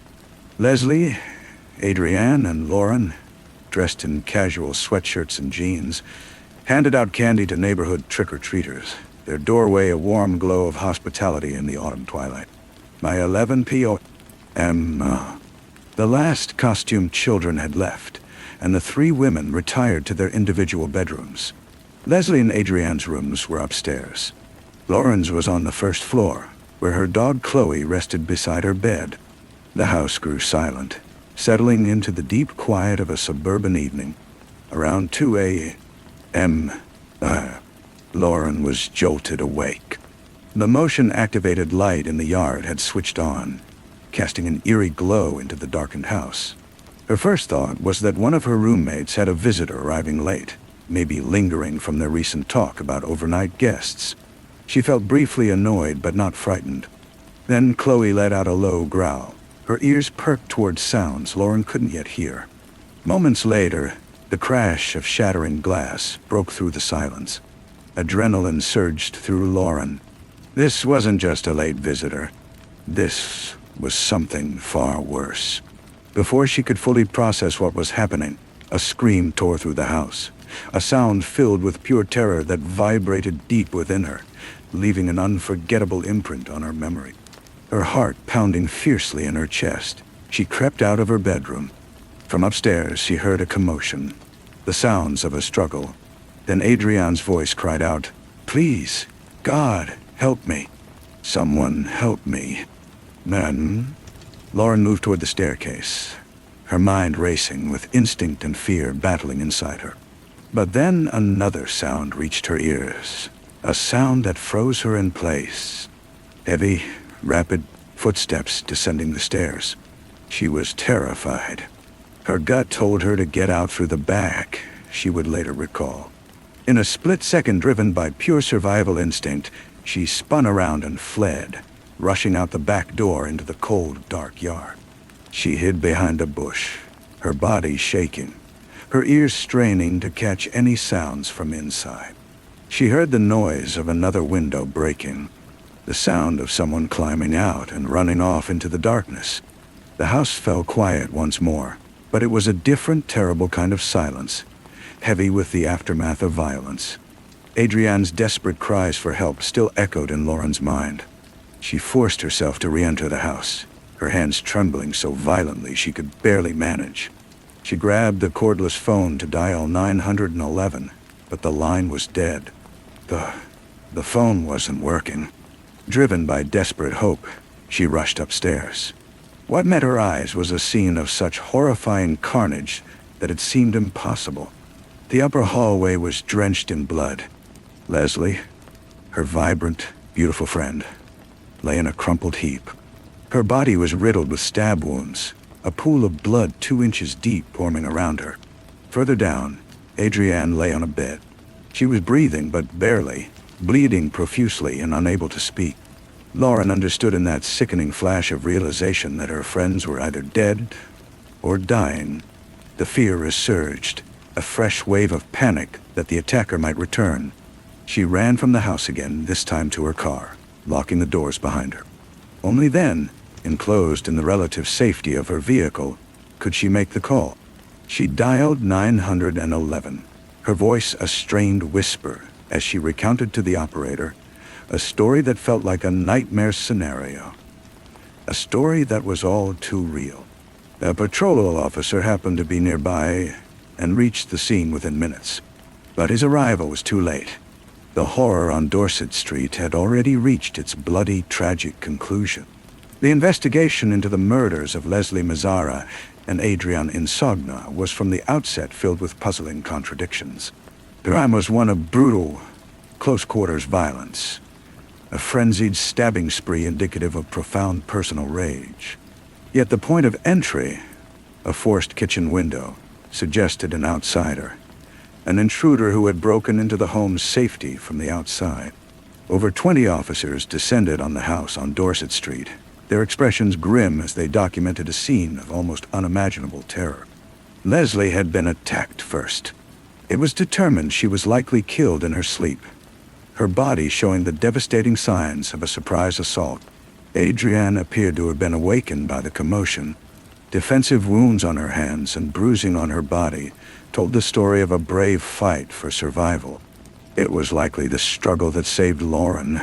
her screams and resistance creating chaos the killer hadn't anticipated. After killing both women, he escaped not through a door, but by smashing another window, as if in a hasty, desperate flight. Forensic specialists collected 71 items from inside, serving as silent witnesses to what had happened. Among them were two crucial discoveries. First, he had injured himself, probably on broken glass from his entry or exit window, leaving behind traces of blood that would serve as his genetic signature. Second, outside, near where he may have watched before invading, investigators found multiple cigarette butts, specifically Camel Turkish Gold brand. For months, authorities kept this DNA evidence secret, holding it close like bait set for a trap. The double murders sent shockwaves through Napa Valley, shattering its reputation for safety. A place that drew young, single women for careers in the growing wine and tourism sector was now haunted by a predator who targeted them in their homes. We urge heightened public vigilance regarding unexplained injuries or behavioral changes, warned Napa Police Chief Jeff Trondley, intensifying the community's fear. Investigators quickly focused on males connected to the victims, theorizing the perpetrator was someone acquainted with at least one of them, given the stabbing's intimate ferocity. They ruled out random theft. They meticulously mapped the victim's social networks, friends, colleagues, former partners, current boyfriends. Suspicion soon targeted Adriana's boyfriend, Christian Koppel. His relationship with Adrienne had been rocky. She wanted a level of commitment he was reluctant to provide, and she'd recently told him she was ready to move on. On the night of the killings, he'd seen Adrienne and they'd had an argument. On paper, he looked like a perfect suspect. Late that night, investigators arrived at his home, pulling him from his bed, seizing his clothes, his bedding, a knife, and samples of his blood. He was questioned for hours. For a time, he was the prime suspect. But the forensic evidence was clear. His DNA didn't match the blood found at the scene. The detectives then turned their attention to Leslie's complex romantic life. She was known to be seeing multiple men simultaneously. Friends recounted stories of an older, jealous man who flew into a rage after spotting flowers delivered by a rival suitor. There was a former fiancé from Alaska, someone who had recently tried to rekindle their relationship, and another who still professed his eternal love for the woman who'd broken his heart years before. Each man in Leslie's orbit was examined one by one. Their DNA was tested against the evidence from the crime scene, and each was cleared in turn. The investigation was hitting a wall. In total, law enforcement would interview 1,300 people and collect 218 voluntary DNA samples. Not one of them matched. The killer's DNA profile was entered into the national database, but it produced no matches.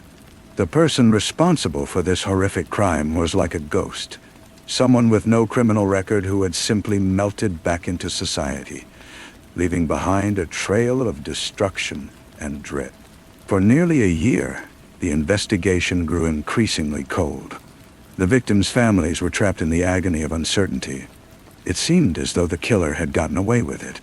The breakthrough in the case, when it finally came, didn't result from a sudden confession or a lucky traffic stop. It came from a calculated psychological gamble. Nearly a year after the murders, in September 2005, the Napa police, desperate for a new lead, made a pivotal decision. They chose to reveal one crucial detail they'd previously kept secret. They went to the media and disclosed that the killer was a smoker and that his preferred cigarette brand, Camel Turkish Gold, had been found at the crime scene. It was a long shot, a single clue released into the public sphere, but they hoped it might trigger someone's memory somewhere about a person behaving strangely around the time of the crimes. They couldn't have predicted that the person who would make that connection was Lauren Mianza, the sole survivor of the attack. Since the murders, Lauren had been living in constant fear. She'd appeared on America's Most Wanted with her identity hidden, and her voice trembling with terror as she pleaded with viewers for help. When she saw the news report about Camel Turkish Gold cigarettes, a memory sparked within her. She remembered a man from the periphery of her social circle who smoked that exact brand. His name was Eric Koppel, the fiancé of Adrianne's best friend, Lily Prudhomme, who had attended the housewarming party on Dorset Street just months before the tragedy. He was a familiar but somewhat distant presence. Lauren's memory became the first fragile thread in a net about to be drawn tight. She called police with his name. At the same time Lauren made her crucial call, Eric Koppel began to unravel. The public disclosure about the cigarettes hit him like a direct strike, a detail that pierced his calm facade. He knew he'd been found out. He wrote a letter to his parents, hinting at his involvement in the murders and his intention to take his own life. It was both a confession and a final, desperate acknowledgement of guilt. Horrified by this revelation, his family didn't hide it. Instead, they convinced him to do what remained. On September 27, 2005, 1 month after police released information about the cigarettes, Eric Koppel walked into the Napa police station, accompanied by Lily, now his wife, and his parents. He surrendered himself voluntarily. The interrogation lasted 5 hours, during which he told a story mixing bizarre admissions with claims of memory loss. He recalled buying a knife and zip ties, driving to Dorset Street, prying open a window, smoking a cigarette, triggering the motion sensor light. Yet he claimed no recollection of the actual murders, saying he'd blacked out after startling Adrienne, insisting he kept his eyes shut throughout the entire event. Investigators found this narrative implausible. After the interrogation, he was arrested and charged with 2 counts of first-degree murder. The announcement sent shockwaves of disbelief through the community. Eric wasn't a shadowy drifter or a monstrous stranger. He was a familiar figure, a local resident employed as a land surveyor, recently married, someone who had attended the victims' funerals. He was deeply integrated into their community. His wife, Lily, was Adrianne's best friend. She had expressed her frustration to the press about the perpetrator remaining at large. Adrianne's mother had been a guest at their wedding, which took place just 3 months after the murders. The sense of betrayal was overwhelming. The killer wasn't an outsider. He had always been within their trusted circle. After Eric Koppel's arrest, the motive behind the atrocity became the agonizing central question. As it gradually emerged, the reason was as pathetic as it was heinous, an act born from corrosive, controlling jealousy. But this jealousy didn't stem from a romantic rival. It came from a platonic friendship. Eric Koppel and Lily Prudhomme had been together for 8 years, yet their relationship was troubled. They'd recently broken off their engagement, canceling their planned wedding. It was during this time apart that Lily and her best friend Adrianne planned a trip to Australia.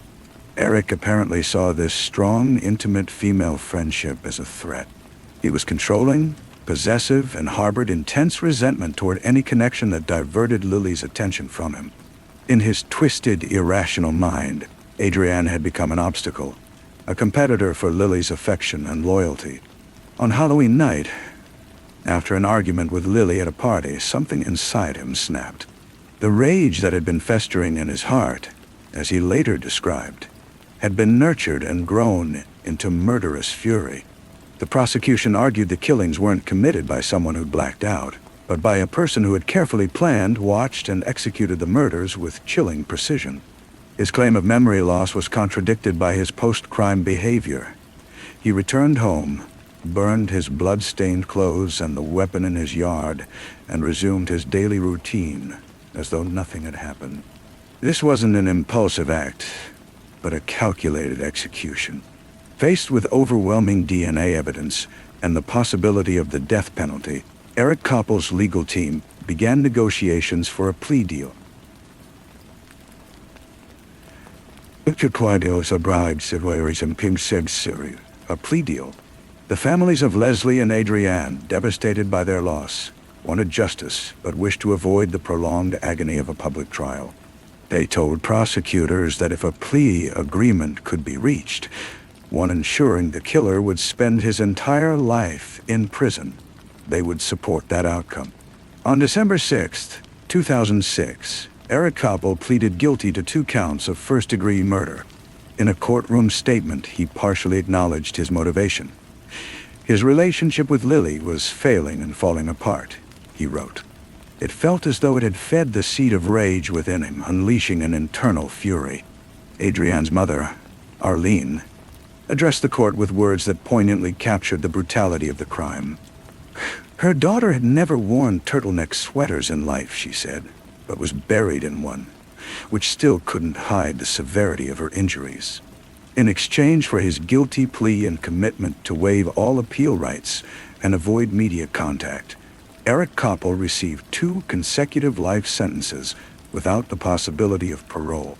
He was sent to Pleasant Valley State Prison in Coalinga, California, to spend his remaining days there. His secrets and the complete, unvarnished truth of that horrific night locked away with him forever. After the sentencing, a remarkable moment occurred. Kathy, Leslie's mother, encountered Eric Koppel's mother in the courthouse hallway. Kathy remembered feeling utterly terrified, but knew she had to approach when she saw her coming. She was shaken even more than I was, Kathy recalled. They simply hugged each other. In that embrace lay immense grief and compassion, a moment of profound grace against all odds, acknowledging how one man's violence had devastated 2 families and forged a shared ground of sorrow. The Halloween murders in Napa Valley permanently changed the community. Its peaceful image as a haven free from random violence was destroyed forever. Since then, both families have worked to honor Leslie Mazzara and Adrienne Insogna's memory, not merely as victims, but remembering them as bright, vibrant young women whose impact is defined not by terror, but by enduring love, a brilliance no darkness can fully extinguish. Story 7. The vast Kansas prairies stretch like a rumpled quilt beneath an endless sky, a landscape dotted with peaceful farmsteads, winding country roads and tight-knit towns where family names have been passed down through generations. It's a place where the evening silence is broken only by the chorus of crickets and the whisper of wind across corn and wheat fields. In the spring of 2004, this pastoral tranquility was a stark contrast to the life Alonzo Brooks was used to. At 23 years old, Alonzo was an urban kid, a native of Topeka, who moved through life with an easy manner and magnetic charm. He had a gift for making friends effortlessly, his vibrant spirit drawing others into his orbit.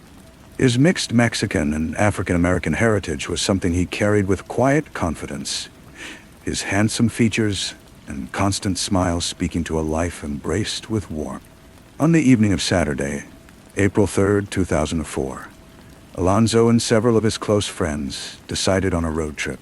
A party was happening about an hour's drive away in what felt to them like unfamiliar territory. The small, predominantly white farming town of Seguin, Kansas. This community, with a population of just over 1,000, was one where everyone knew everyone, and strangers stood out immediately.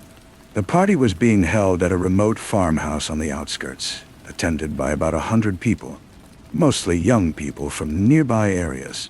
As Alonzo, one of only 3 African-American males present, walked into the noisy, crowded farmhouse, he couldn't have known he was stepping into an evening that would become a profound mystery. A story of racial tension escalating into violence, and obscured by a code of silence. The atmosphere at the party was charged from the start. Alonzo, with his natural charisma, mingled and laughed, at one point playfully flirting with a white young woman. In the racially sensitive environment of rural Kansas, this innocent interaction was seen by some as an offense. Racial slurs and taunts directed at Alonzo led to a brewing confrontation, a tense verbal clash that nearly turned physical. Alonzo, not one to back down from confrontation, was also reported to have had words with another individual. The atmosphere was thick with hostility, as palpable as the bass thumping from the speakers. As the night wore on and the party began to wind down, Alonzo's friends decided it was time to leave. They'd brought him to the party and were now his ride home. But circumstances had changed. One friend recalls that Alonzo told them he had secured alternative transportation, and they should leave without him, a decision shrouded in uncertainty. Another friend simply lost track of Alonzo in the chaos of the party's end, and left assuming he'd find his own way back. Regardless of the reason, the outcome was the same. Alonzo Brooks, a city kid without a car or knowledge of the isolated rural roads, was left behind in a place where hospitality had turned dangerously cold. That was the last time any of his friends saw him alive. He didn't return home the next day. Calls to his cell phone went unanswered. A growing sense of dread began to grip his mother, Maria Ramirez.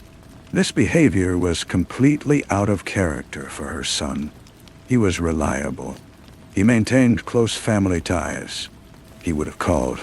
On Monday, family members reported him missing to the Lynn County Sheriff's Department, but their response was slow and almost dismissive, suggesting that a 23-year-old out partying wasn't grounds for serious concern. They performed a cursory search near the farmhouse property that yielded nothing. For the next month, progress on the case stalled completely. The silence from La Signa was absolute. For Alonzo's family, it became an excruciating burden, a drawn-out horror without resolution. They felt an unshakable conviction that their son hadn't simply wandered away. He'd walked into a party and vanished. Someone in that insular town knew something. As days stretched into weeks without answers, the lack of closure for the Brooks family became intolerable. They couldn't escape the feeling that official efforts were inadequate, that a missing person who looked like Alonzo wasn't seen as urgent in this particular community. Driven by frustration and despair, they decided to take action themselves. On May 1st, 2004, nearly 4 weeks after his disappearance, they organized their own search party. Caravans of vehicles filled with family members and supporters traveled from Topeka to La Signa, a determined force of love, prepared to scour every corner of the countryside authorities seemed to have neglected. They focused on the farmhouse and surrounding terrain, thick forests, twisting streams. The families divided into squads, their voices calling Alonzo, absorbed by the immense, indifferent silence of the plains. For hours they searched, their hope dimming with every moment that passed. Then, in a shallow, brush-filled creek bed adjacent to the farmhouse property, they found him. Alonzo's body was lying on top of a pile of twigs and branches, his figure tangled in the debris. But it was the details of the scene that immediately felt profoundly and unnaturally wrong to the family. Law enforcement had already searched that creek. Parts of the creek bed were dry, and the spot where he lay wasn't underwater. Despite being exposed for a month, his body didn't show the level of decomposition one would expect for that length of time. Most disturbingly, his boots and wallet were missing. To his family, it was clear this was no tragic accident involving an intoxicated young man who wandered off and fell into a stream. This was a killing. They were certain his body had been deliberately placed there, staged for them to find, a final cruel mockery from those who'd ended his life. They weren't supposed to find him, his mother Maria would later say. It felt like they wanted us to find him that way. It was a vicious act. The discovery of Alonzo's body transformed the investigation from a missing persons case into a death investigation, but it barely changed the frustrating course of events. An autopsy was performed by the local coroner, but the findings were maddeningly inconclusive. Because of decomposition, the medical examiner couldn't determine how he died. With no obvious signs of trauma, no witnesses coming forward, and a pervasive silence from the La Signa community, the investigation hit a wall. The whispers that had circulated since the party night, suggesting Alonzo had been targeted in a racially motivated attack, remained unsubstantiated rumors. There was no evidence, no confession, no resolution. The case went cold, an aching wound for the Brooks family. For 16 years, the silence persisted. Life moved on for others. But Maria Ramirez never stopped fighting. She kept her son's memory alive, sharing his story with anyone who would listen, certain that eventually the truth would come out. Then in 2020, tips started flooding into the FBI, which had quietly reopened the case alongside the Department of Justice in 2019. The renewed attention and influx of new information gave federal agents the momentum they needed to take decisive action. In June 2020, they announced a $100,000 reward for information leading to an arrest and conviction. They also issued a strong public statement. They were formally investigating Alonzo's death as a possible hate crime. A month later, in July 2020, federal officers arrived at the small Topeka cemetery where Alonzo Brooks was buried. With his family's consent, they exhumed his remains. It was a difficult, agonizing decision for them, but they knew it was their best and possibly last chance for definitive answers. Alonzo's body was transported to Dover Air Force Base in Delaware, home of the Armed Forces Medical Examiner System, one of the most advanced forensic pathology laboratories in the world. There, a team of elite specialists would perform a cutting-edge new autopsy, hoping modern science could finally reveal the truths his body had held for 16 years. The family and public waited for answers. The long-standing veil of secrecy over the case was about to be permanently lifted. In April 2021, almost a year after the exhumation, the results of the new autopsy were announced, and they were explosive. The Armed Forces Medical Examiner's report stated definitively that Alonzo Brooks' death was a homicide. We've known that Alonzo Brooks died under highly suspicious circumstances. Acting U.S. Attorney Dustin Slinkard told reporters. This new examination by a team of top forensic pathologists confirms it wasn't accidental. Alonzo Brooks was murdered. We are using every tool at our disposal and will devote every necessary resource to ensure those responsible face justice. The autopsy details were withheld for investigative reasons, but it was noted that the new examination focused on injuries to areas of Alonzo's body that didn't align with normal decomposition patterns. Essentially, specialists had found indicators of trauma that couldn't be explained by the natural breakdown of the body over time. It was scientific validation of what his family had known in their hearts all along.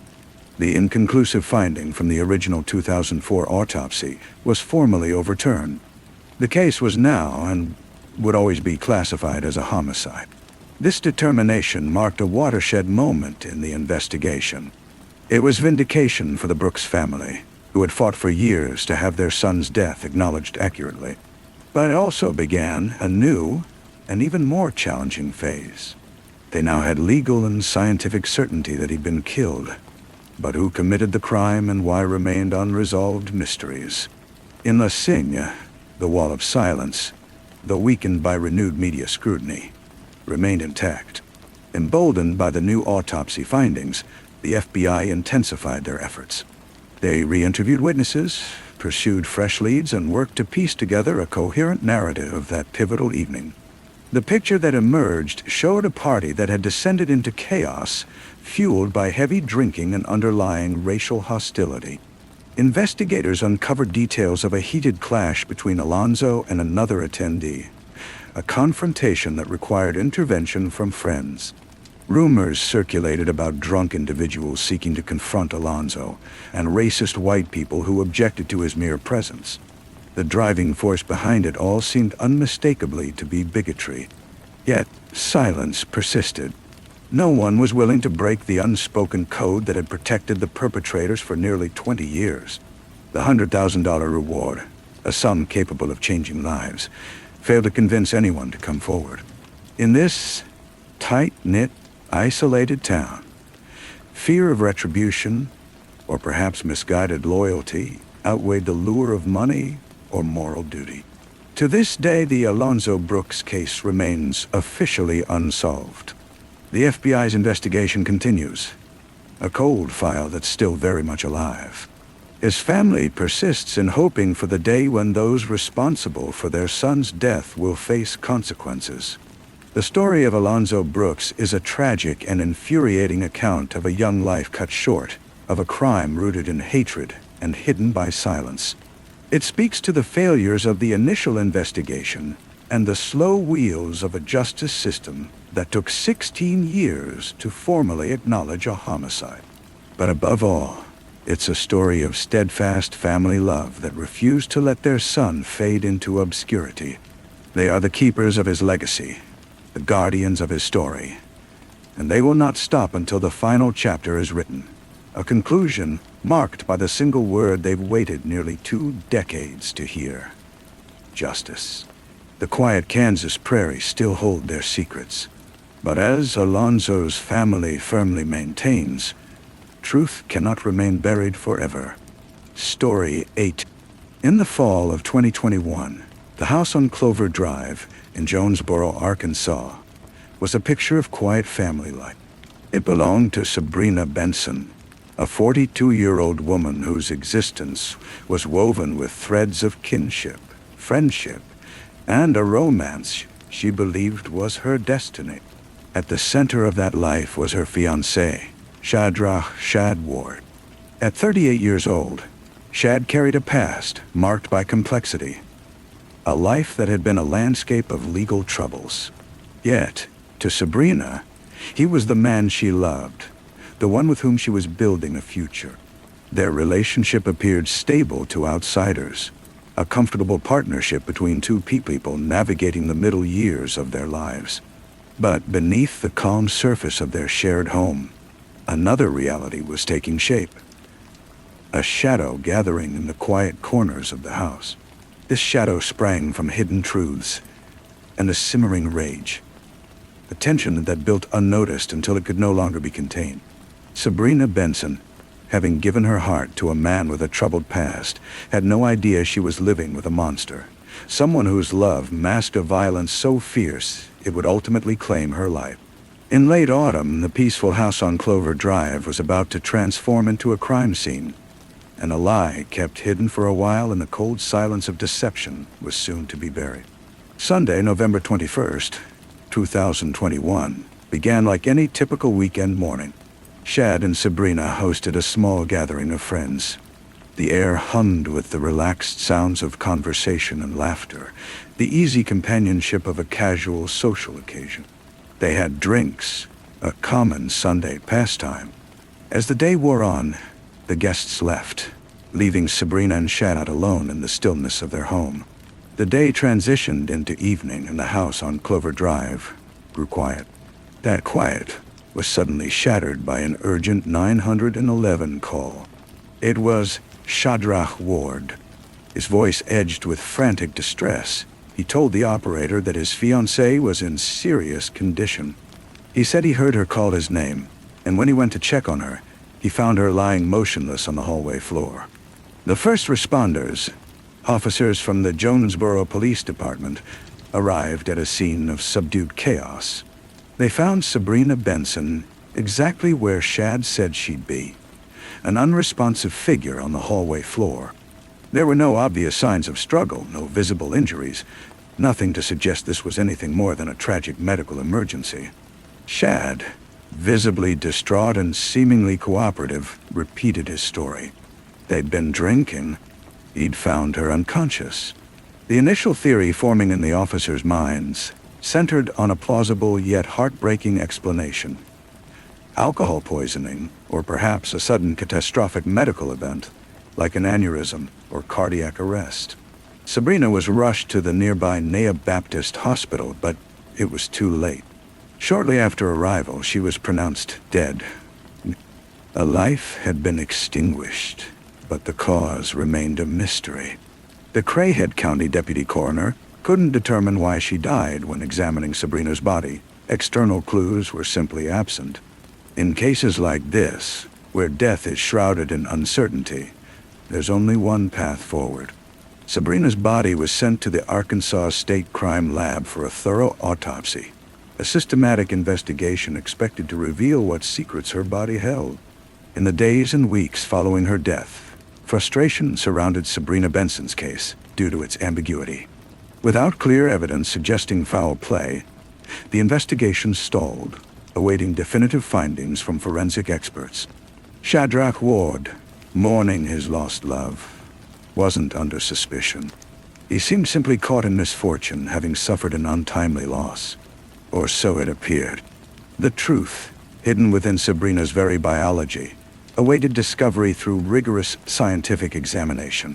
The silence surrounding Clover Drive would soon give way to forensic whispers that would escalate into loud accusations. For 3 long months, the investigation into Sabrina Benson's death remained inactive, an unresolved file in the Jonesboro Police Department records. Shadrach Ward's original story, a tragic, sudden collapse following drinking, stood as the only explanation. On the surface, it seemed plausible. Yet investigators, especially Detective Bill Brown, sensed something was off. The absence of clear answers represented an inconsistency, and Detective Brown had a talent for pulling at such threads. He bided his time, waiting for the state crime lab results that might either validate Ward's story or dismantle it entirely. Come February 2022, the awaited communication arrived. The complete autopsy results were ready, delivering explosive revelations. The forensic experts had uncovered a reality hidden from plain sight. A story of violence written in the delicate microscopic language of injury. First, they identified petechial hemorrhaging in Sabrina's eyes, tiny ruptured blood vessels that are a telltale sign of asphyxiation or manual strangulation. The force required to cause such damage is tremendous, a clear signal of a prolonged, violent assault. But there was more. The medical examiners had also found bruising on the sides and back of her head, and additional marks around her neck, injuries consistent with both blunt force trauma and choking. This wasn't just a woman who had fallen. This was a woman who had been savagely attacked with lethal intent. Then came the final damning piece of forensic evidence. The toxicology report showed no significant drugs or alcohol in Sabrina's system at the time of death. The story of a day spent drinking heavily, the very foundation of Shadrach Ward's account, was false. The manner of death was now clear: homicide. Sabrina Benson had been strangled to death. The mystery of her sudden, unexplained demise was solved.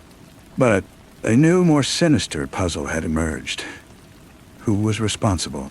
For Detective Brown, the answer was as clear as the autopsy findings he held. Only one person had been present. Only one person's story was now an obvious lie. The investigation's focus shifted with sharp clarity onto the grieving fiancé, Shadrach Ward. But there was a complication. Shadrach Ward wasn't at his home.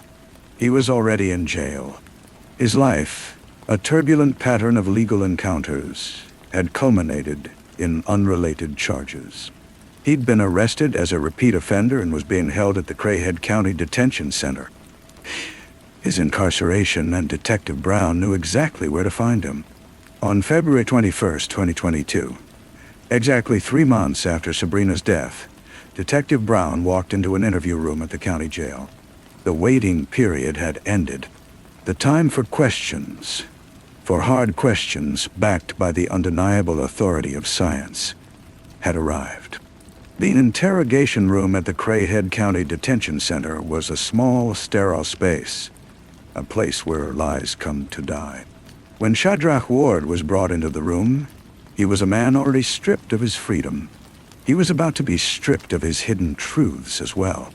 He sat across from Detective Bill Brown, a man who now possessed the reality of what happened that November day. The questioning began calmly. Detective Brown asked Ward to recount the events of November 21st, 2021. Ward, his face a mask of practiced sorrow, repeated the story he'd told many times before. They'd had guests over. They'd been drinking.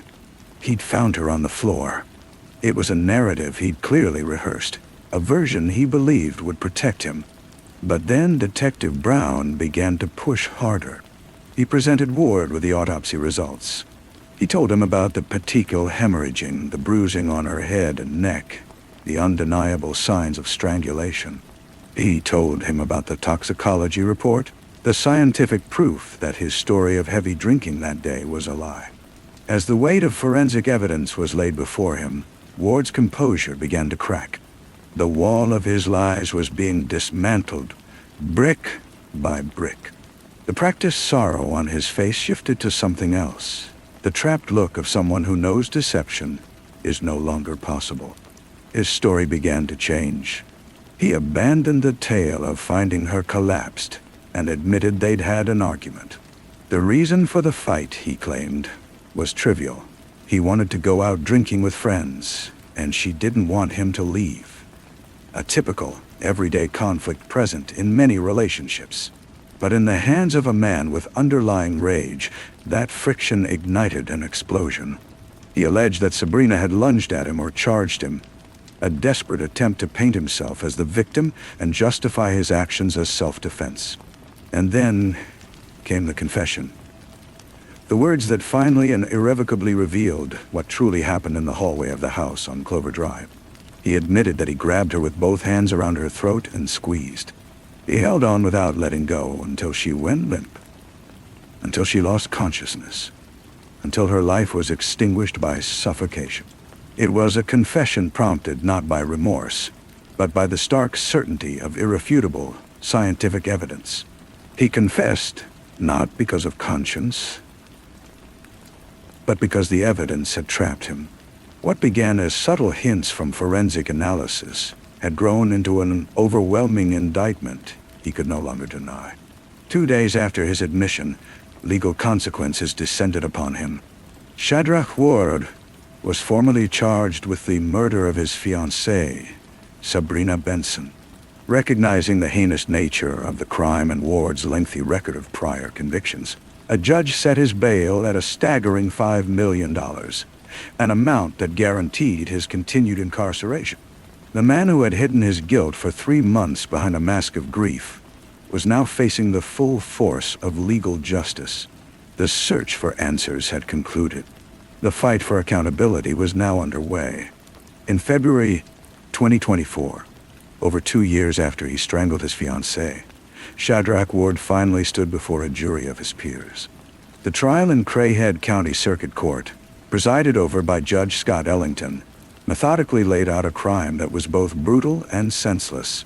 The prosecution team, led by Chief Deputy Prosecuting Attorney Jessica Thomason and Deputy Prosecuting Attorney Charlene Davidson, presented the state's case with chilling precision. They painted a picture of a man whose lies had been systematically refuted by forensic science. They presented the comprehensive autopsy results, explaining to the jurors the significance of the petechial hemorrhaging, the bruising, and the undeniable physical proof that Sabrina Benson had been asphyxiated. Then they introduced the most damning evidence of all, Ward's own words, his confession to Detective Bill Brown that he had personally taken the life of the woman he was supposed to love and protect. Ward's defense attorneys, public defenders Matthew Laund and Joseph Hughes, faced a nearly impossible task. They couldn't dispute the manner of death or the confession. Their only option was to try to minimize the severity by arguing this wasn't premeditated murder, but an impulsive act of violence, a tragic outcome of an argument that spiraled out of control. They tried to lean on Ward's claim that Sabrina had lunged at him, suggesting he'd acted in a warped form of self-defense. But the notion of a man defending himself by strangling a woman to death stretched credibility to its limits. The jury heard the evidence, the arguments, and the stark facts of a life extinguished and lies perpetuated. Their deliberation was brief. On Thursday, February 15th, 2024, they delivered verdict of guilty for first-degree murder. The sentencing phase followed immediately. Having convicted him of murder, the jury also had to weigh his extensive criminal history. Shadrach Ward was a repeat offender for whom the justice system had become a revolving door. The jury sentenced him to 70 years in the Arkansas Department of Correction for Sabrina Benson's murder. Additionally, they imposed another 18 years for violating probation. The judge mandated that he serve the full 18-year term, then at least 70% of the 70-year murder sentence, before parole could even be considered. The math was straightforward and grim. Shadrach Ward, age 38, when arrested, would be no younger than 86 before having any chance of release. Effectively, it was a life sentence.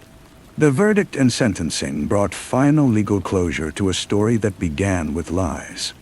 The man who tried to cloak his horrific deed in grief was now exposed, his crime displayed for all to see.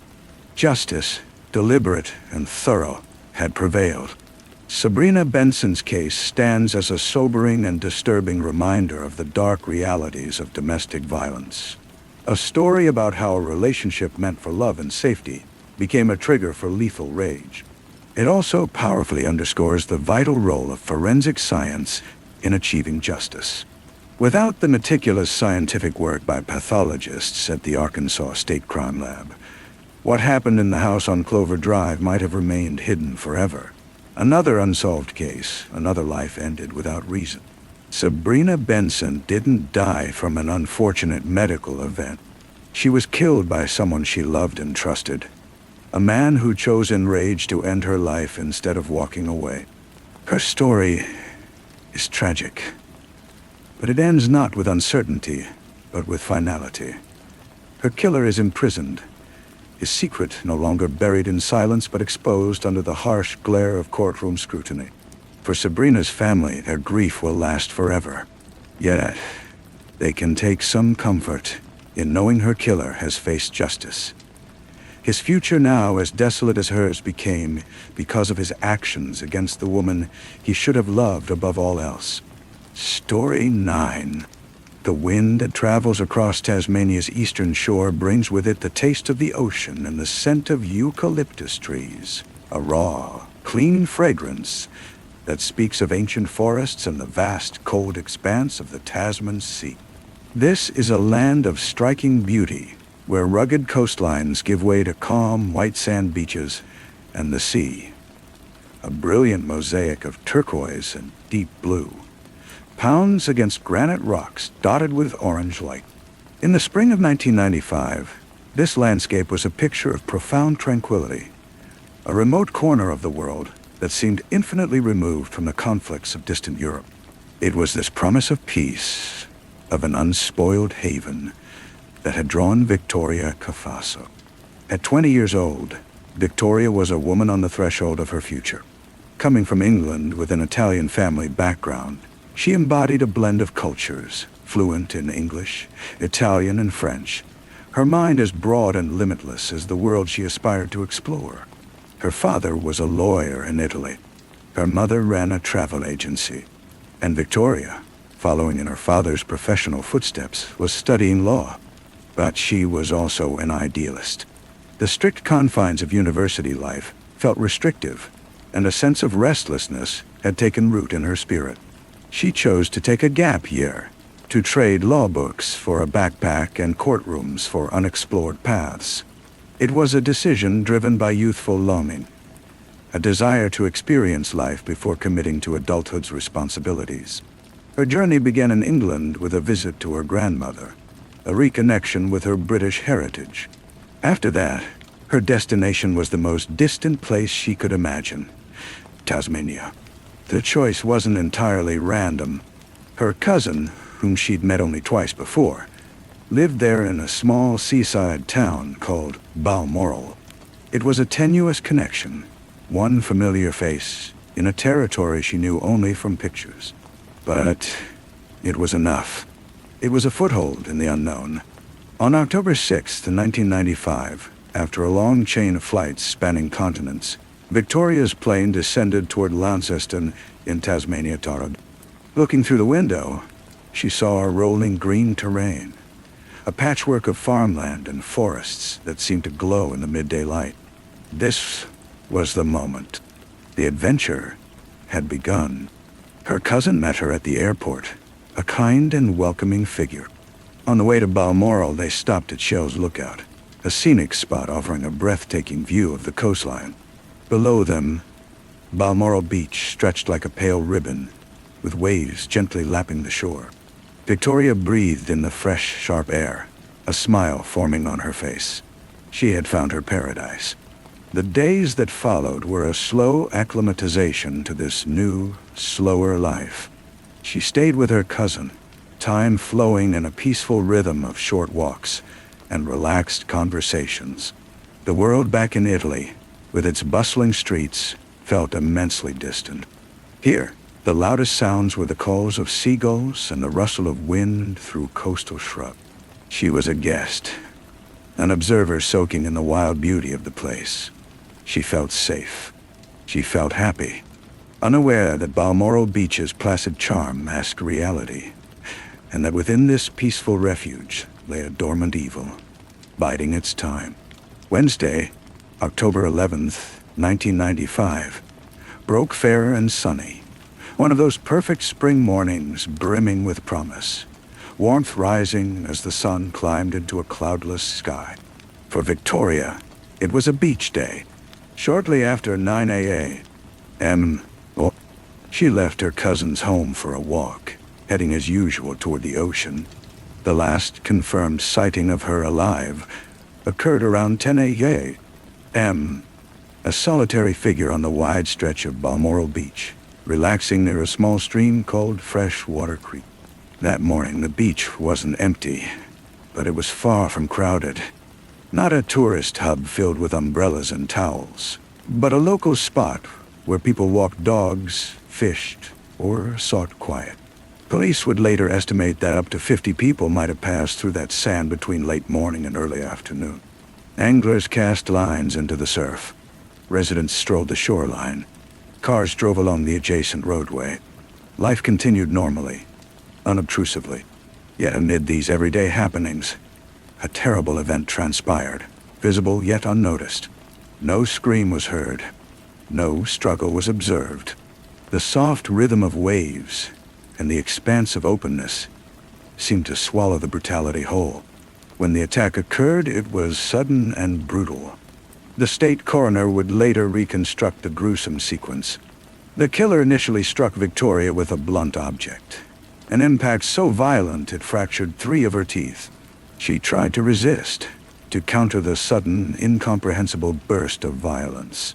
But her defense was quickly overpowered. A savage beating was followed by a flurry of knife wounds. 17 times, a blade entered her body.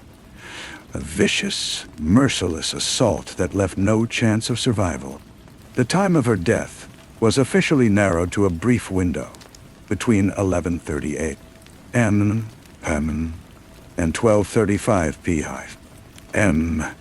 Under the harsh, revealing midday sun on a public beach, Victoria Cafasso's life was violently ended.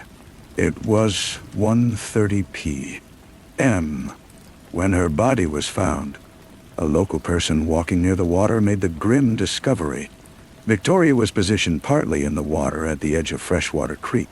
Her body bore witness to the atrocity that had occurred. The scene was in disarray. She was partially unclothed, a detail that police concluded likely resulted from the fierce struggle, not an act of sexual violence. Evidence of that conflict was found 50 meters away, farther along the shore. Her belongings were scattered across the sand, showing where the attack had begun. It was as though a storm of rage had torn through this peaceful setting, leaving a trail of destruction behind it. The discovery sent tremors through the tight-knit community of Balmoral. Authorities were summoned, and the quiet beach became a bustling crime scene. But from the very start, the investigation was plagued with problems.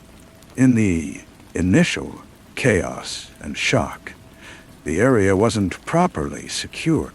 People, including some of the first responding officers, walked through the scene, potentially contaminating or destroying crucial evidence.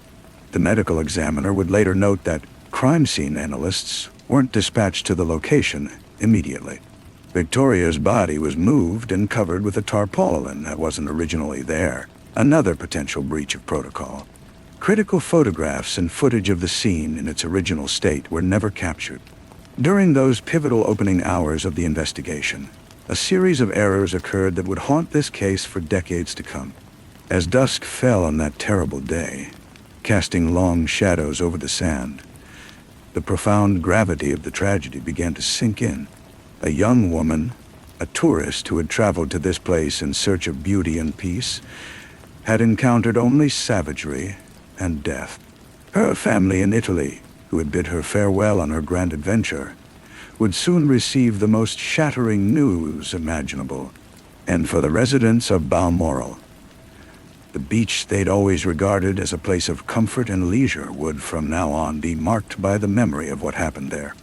A killer had moved among them, carried out an act of unspeakable cruelty, and then, like a phantom, had vanished without a trace. The hunt for that phantom, a pursuit destined to span decades and be filled with false leads, frustrating dead ends, and painstakingly examined evidence, was now underway. The silence that settled over Balmoral Beach that night was profound, heavy with unanswered questions and a palpable sense of a wrong demanding to be made right. The investigation into Victoria Cafasso's murder became one of Tasmania's most extensive and complex criminal investigations. A team of detectives was assembled, and they began the meticulous work of reconstructing a crime with no clear motive, no witnesses, and a perpetrator who had left frustratingly few traces. The early mistakes at the crime scene had been a major setback, but law enforcement remained determined. They believed that someone in the small seaside town must know something, must have seen something significant without recognizing its importance at first glance. Among numerous witness accounts collected in the days and weeks following the murder, one particularly promising lead emerged, one that would prove most persistent over time. Multiple people recalled noticing a distinctive light-colored Subaru station wagon around Balmoral on the morning of October 11th, near Freshwater Creek, where Victoria's body was later found. More significantly, witnesses gave descriptions of the driver, a male in his 20s, approximately 6 feet tall, with a slender yet toned, athletic build and sun-kissed skin, a typical surfer appearance. This same individual was reportedly seen rushing onto the beach around the estimated time the crime took place, making him the main focus of the investigation from that point forward until now. He remains unidentified, a phantom-like character seemingly holding the answers to the whole mystery. Who was he really? A local resident? A traveler? Was his presence mere coincidence, or was he responsible for committing this heinous act? Detectives spread out across Tasmania's east coast, a region known for attracting surfing enthusiasts, showing a sketch based on the given description, interviewing countless people, following up on every hint, every whisper, every slightest suggestion. Numerous males fitting the profile and owning similar vehicles were questioned. Yet the elusive surfer remained nameless, faceless, an entity without identity. With the passage of time, the investigation took on a life of its own, weaving itself into the fabric of local lore and legend. The case files grew thick with statements, testimonies, and leads that went nowhere. The weapon used in the killing, believed to be a knife, was never found. Neither were Victoria's missing bikini bottoms, towel, and t-shirt, which authorities suspected the killer might have kept as a morbid trophy or to destroy evidence. The investigation was a puzzle missing crucial pieces. Over the years, a number of people came under scrutiny as potential suspects. Among them was a local doctor, Roman Quayle.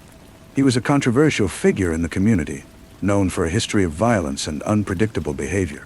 He matched certain elements of the suspect profile and was the subject of persistent rumors over the years. Journalists and amateur investigators fascinated by the case's mystery would later approach him, but he consistently denied any involvement, and police never gathered sufficient evidence to bring charges. He was one of several individuals under suspicion. A book, written by Melanie Calvert in 2014, about the case categorized 3 distinct profiles: the fisherman, the motorcyclist, and the doctor. All were examined, investigated, and ultimately, from an official standpoint, either cleared or left under a cloud of suspicion.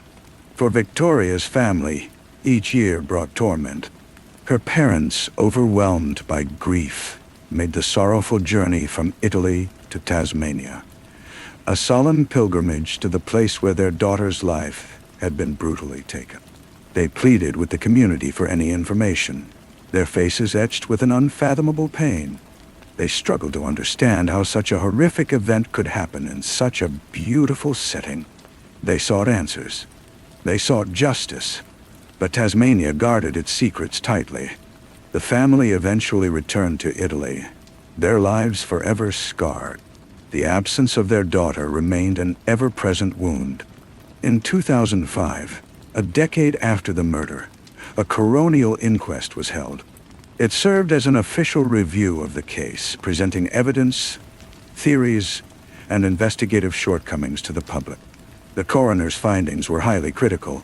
It formally recorded the savage details of Victoria's death, the beating and 17 stab wounds, and confirmed she had fought fiercely. It also formally censured the early police response, noting the failure to properly secure the scene. But while the inquest provided a thorough account of Victoria's fate, it failed to answer the paramount question: who was responsible? The inquiry ended much like the original investigation, without closure. The case was officially classified as cold, but such cases never truly go dormant, not for the investigators who inherit them, and certainly not for the community living under their shadow. The murder of Victoria Cafasso became embedded in the character of Tasmania's East Coast, a dark story whispered carefully, a reminder of when their peaceful haven's innocence was shattered. The reward for information, originally at $100,000, served as an ongoing public reminder that a killer remained free. Years rolled by. Society changed. Technology advanced in ways that would have seemed futuristic back in 1995.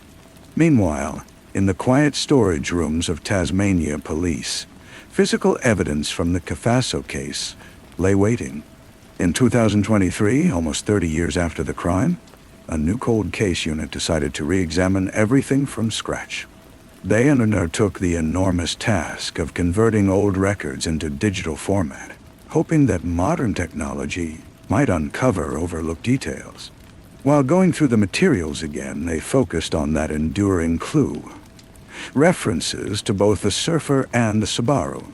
Using updated software, they produced enhanced images and footage showing what appeared to be a beige-colored station wagon, which they shared widely, seeking new input from anyone with knowledge. Simultaneously, they announced a boosted reward, now totaling $500,000. Their belief held strong.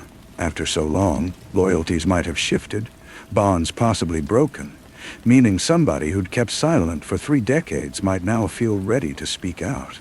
Indeed, the recent outreach yielded additional promising leads, allowing officers to confirm openly something previously unstated. They had spoken with a male matching the surfer's description who continues to be considered a relevant figure within the investigation. This suggested that, albeit gradually, the noose was tightening. Additionally, authorities issued a specific, fascinating request.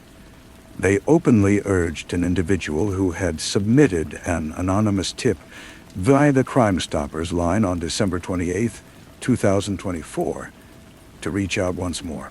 This informant had pointed towards someone believed responsible for a severe attack against an intimate partner around 1990.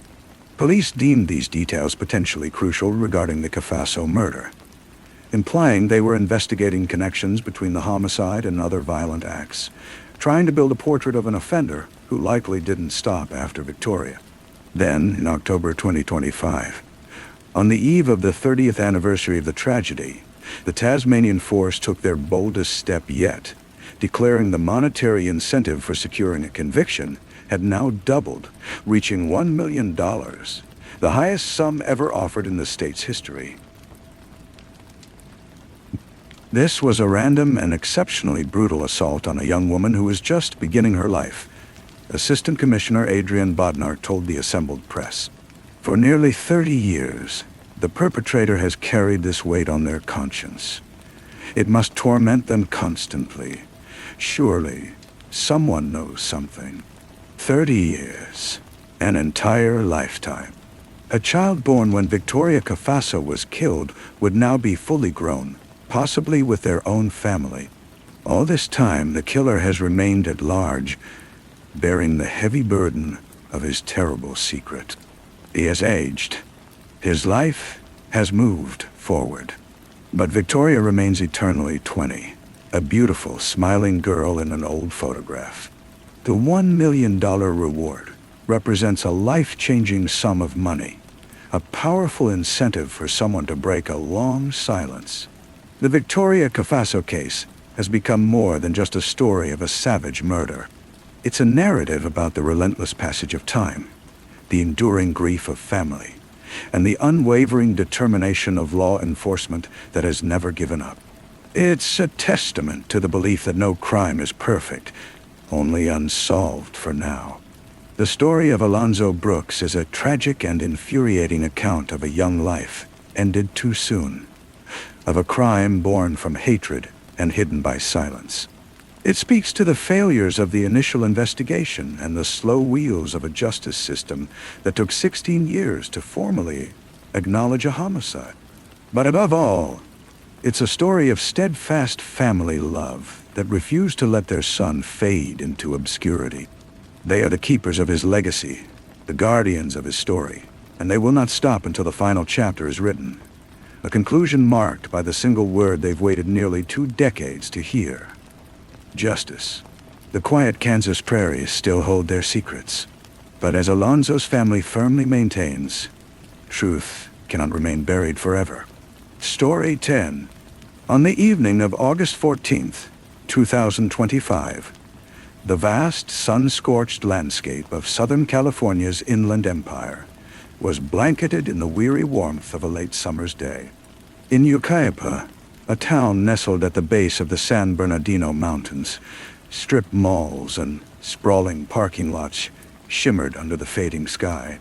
It was a scene of ordinary routine, a world of everyday errands and errands, a place where major events weren't expected. In the parking lot of a Big Five sporting goods store on Yucaipa Boulevard, that sense of normalcy was about to be shattered by a mother's panicked, horrified scream.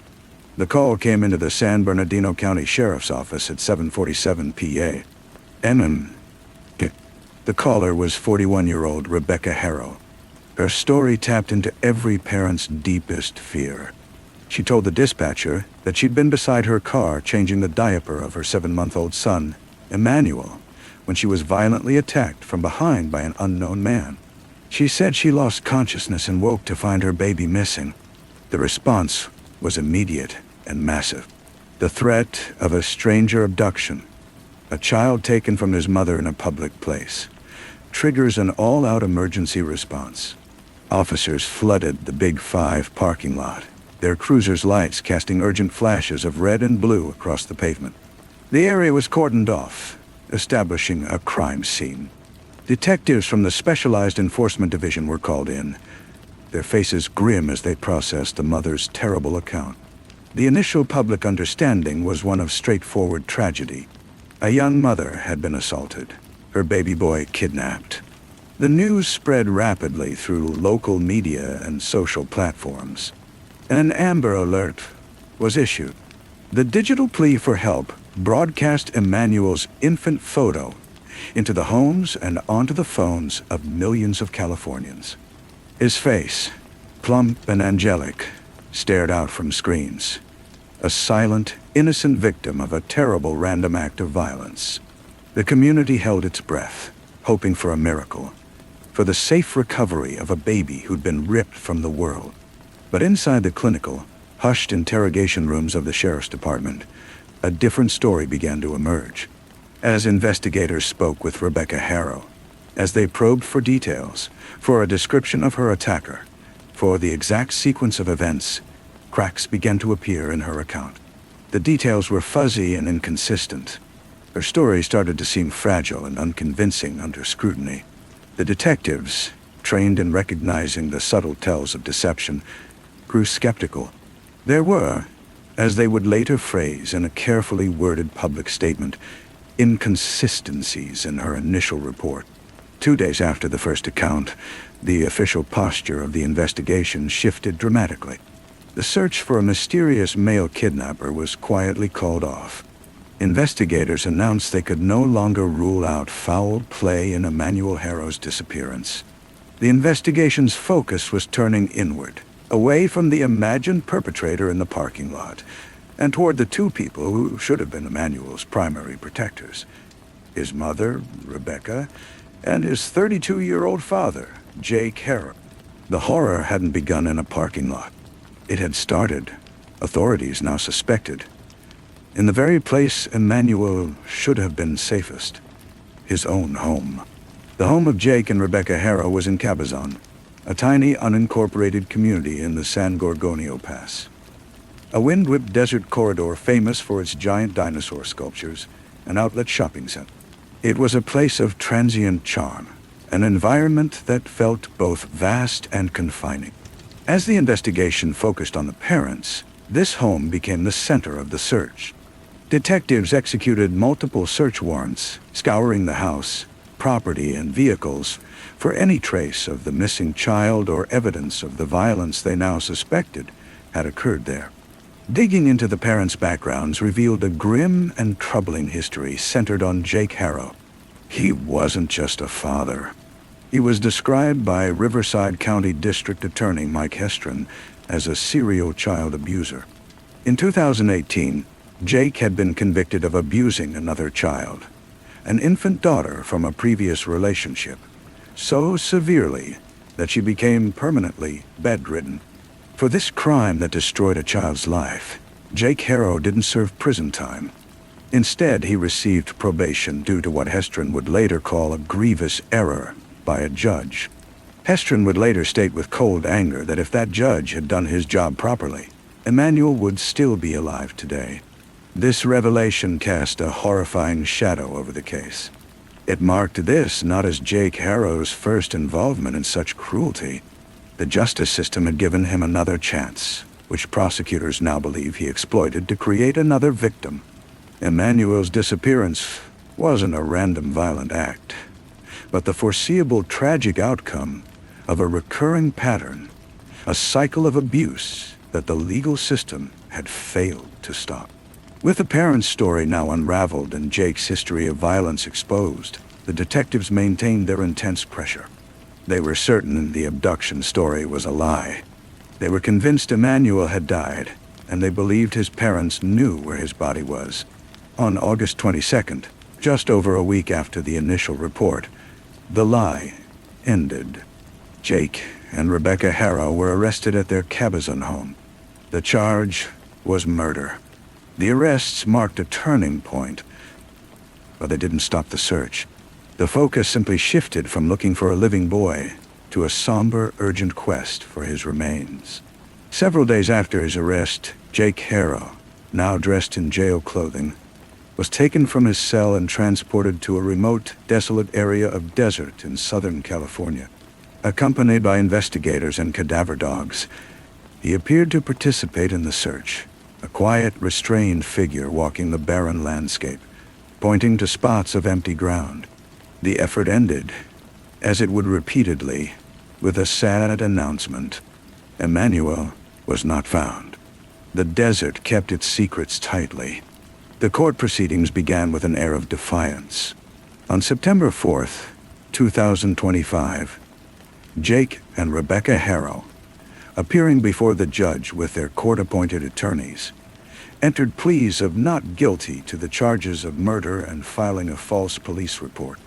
Bail was set at $1 million for each defendant.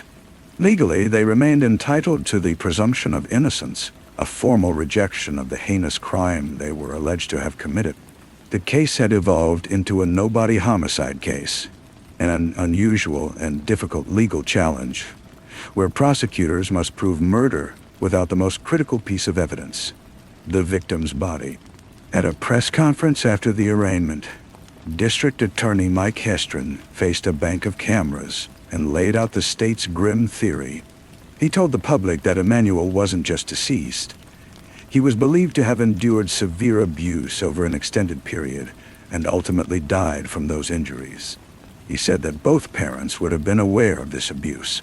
The kidnapping story was a fabrication, a calculated and desperate scheme to hide a prolonged episode of torture that ended in an infant's death. He further stated that, despite ongoing searches, authorities had a fairly good idea where the baby's body might be. This was an expression of confidence, but it also highlighted the painful reality that Emmanuel remained missing somewhere, his final resting place known only to the two people who had brought him into the world and were accused of ending his life. The legal battle had just begun, but the personal tragedy was already beyond measure. For a month, the case moved along the justice system's slow, methodical path. Court documents were filed, hearing dates were set. Jake and Rebecca Harrow remained in custody, their public stance one of firm denial. But privately, the weight of his crime and the mounting evidence assembled by prosecutors bore down on Jake Harrow, the man with a violent past who had already destroyed one child's life, now faced the prospect of life in prison for killing another. The pressure built until it reached a breaking point. On Thursday, October 16th, 2025, both defendants returned to court for a routine hearing. But what happened that day was anything but routine. As proceedings began, Jake Harrow, who had steadfastly pleaded not guilty just weeks before, suddenly and dramatically broke down emotionally. He wept openly, his body shaking with sobs. Through his tears, he spoke with his attorney before addressing the court in a voice choked with emotion. "I want to plead guilty," he said. The courtroom fell into shocked silence. He admitted guilt to every charge: second-degree murder, assault on a child resulting in death, and filing a false police report. It was a complete confession, a sudden and startling surrender. The facade collapsed into a raw display of belated remorse from someone responsible for taking a life. As Jake crumbled beside her, Rebecca, the woman who had originally fabricated the kidnapping story, remained silent. Through her attorney, she pleaded not guilty to modified charges. Her resolve held, her denial total. If there had ever been an unholy partnership between them, it now lay shattered. Jake Harrow's guilty plea marked a legal victory for prosecutors, but offered no real emotional closure. As a human tragedy, it failed to restore Emmanuel, or most bitterly, reveal where he'd hidden his son's body. His plea included no commitment to help authorities find where he'd concealed his child. That secret stayed with him, a final cruel act of control over a family already shattered beyond repair.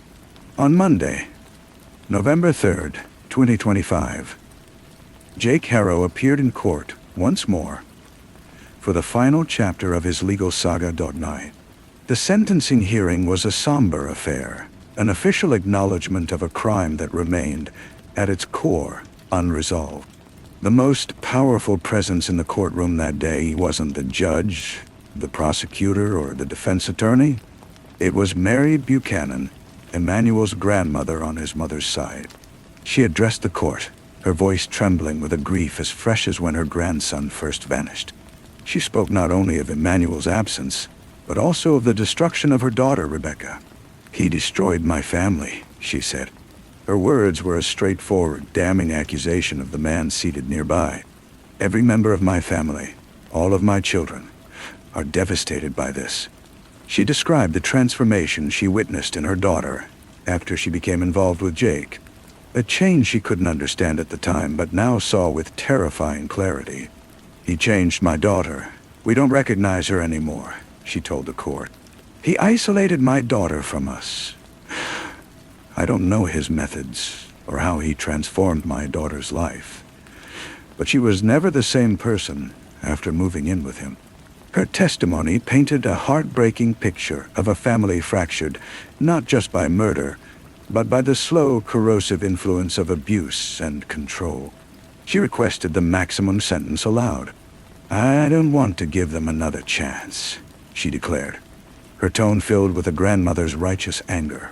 The judge, weighing the brutality of the crime and the defendant's guilty plea, sentenced Jake Harrow to 25 years to life in prison.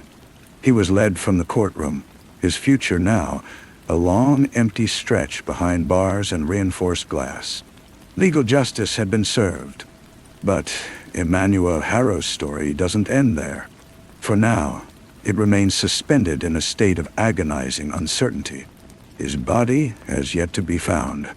His final resting place is a secret his father continues to keep. His mother, Rebecca, still faces her own trial. Her not guilty plea stands as one final defiant echo of the lie that started everything. The case of Emmanuel Harrow is a story of almost unimaginable cruelty.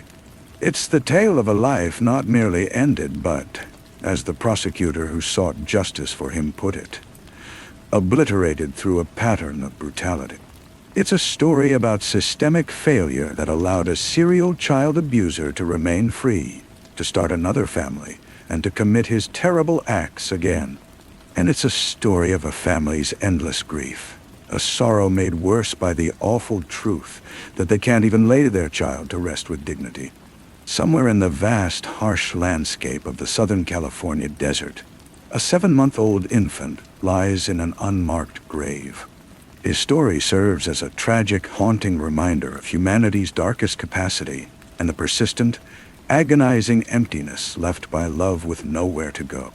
The search for Emmanuel Harrow continues. It's simply evolved from finding a missing child to finding final closure and peace.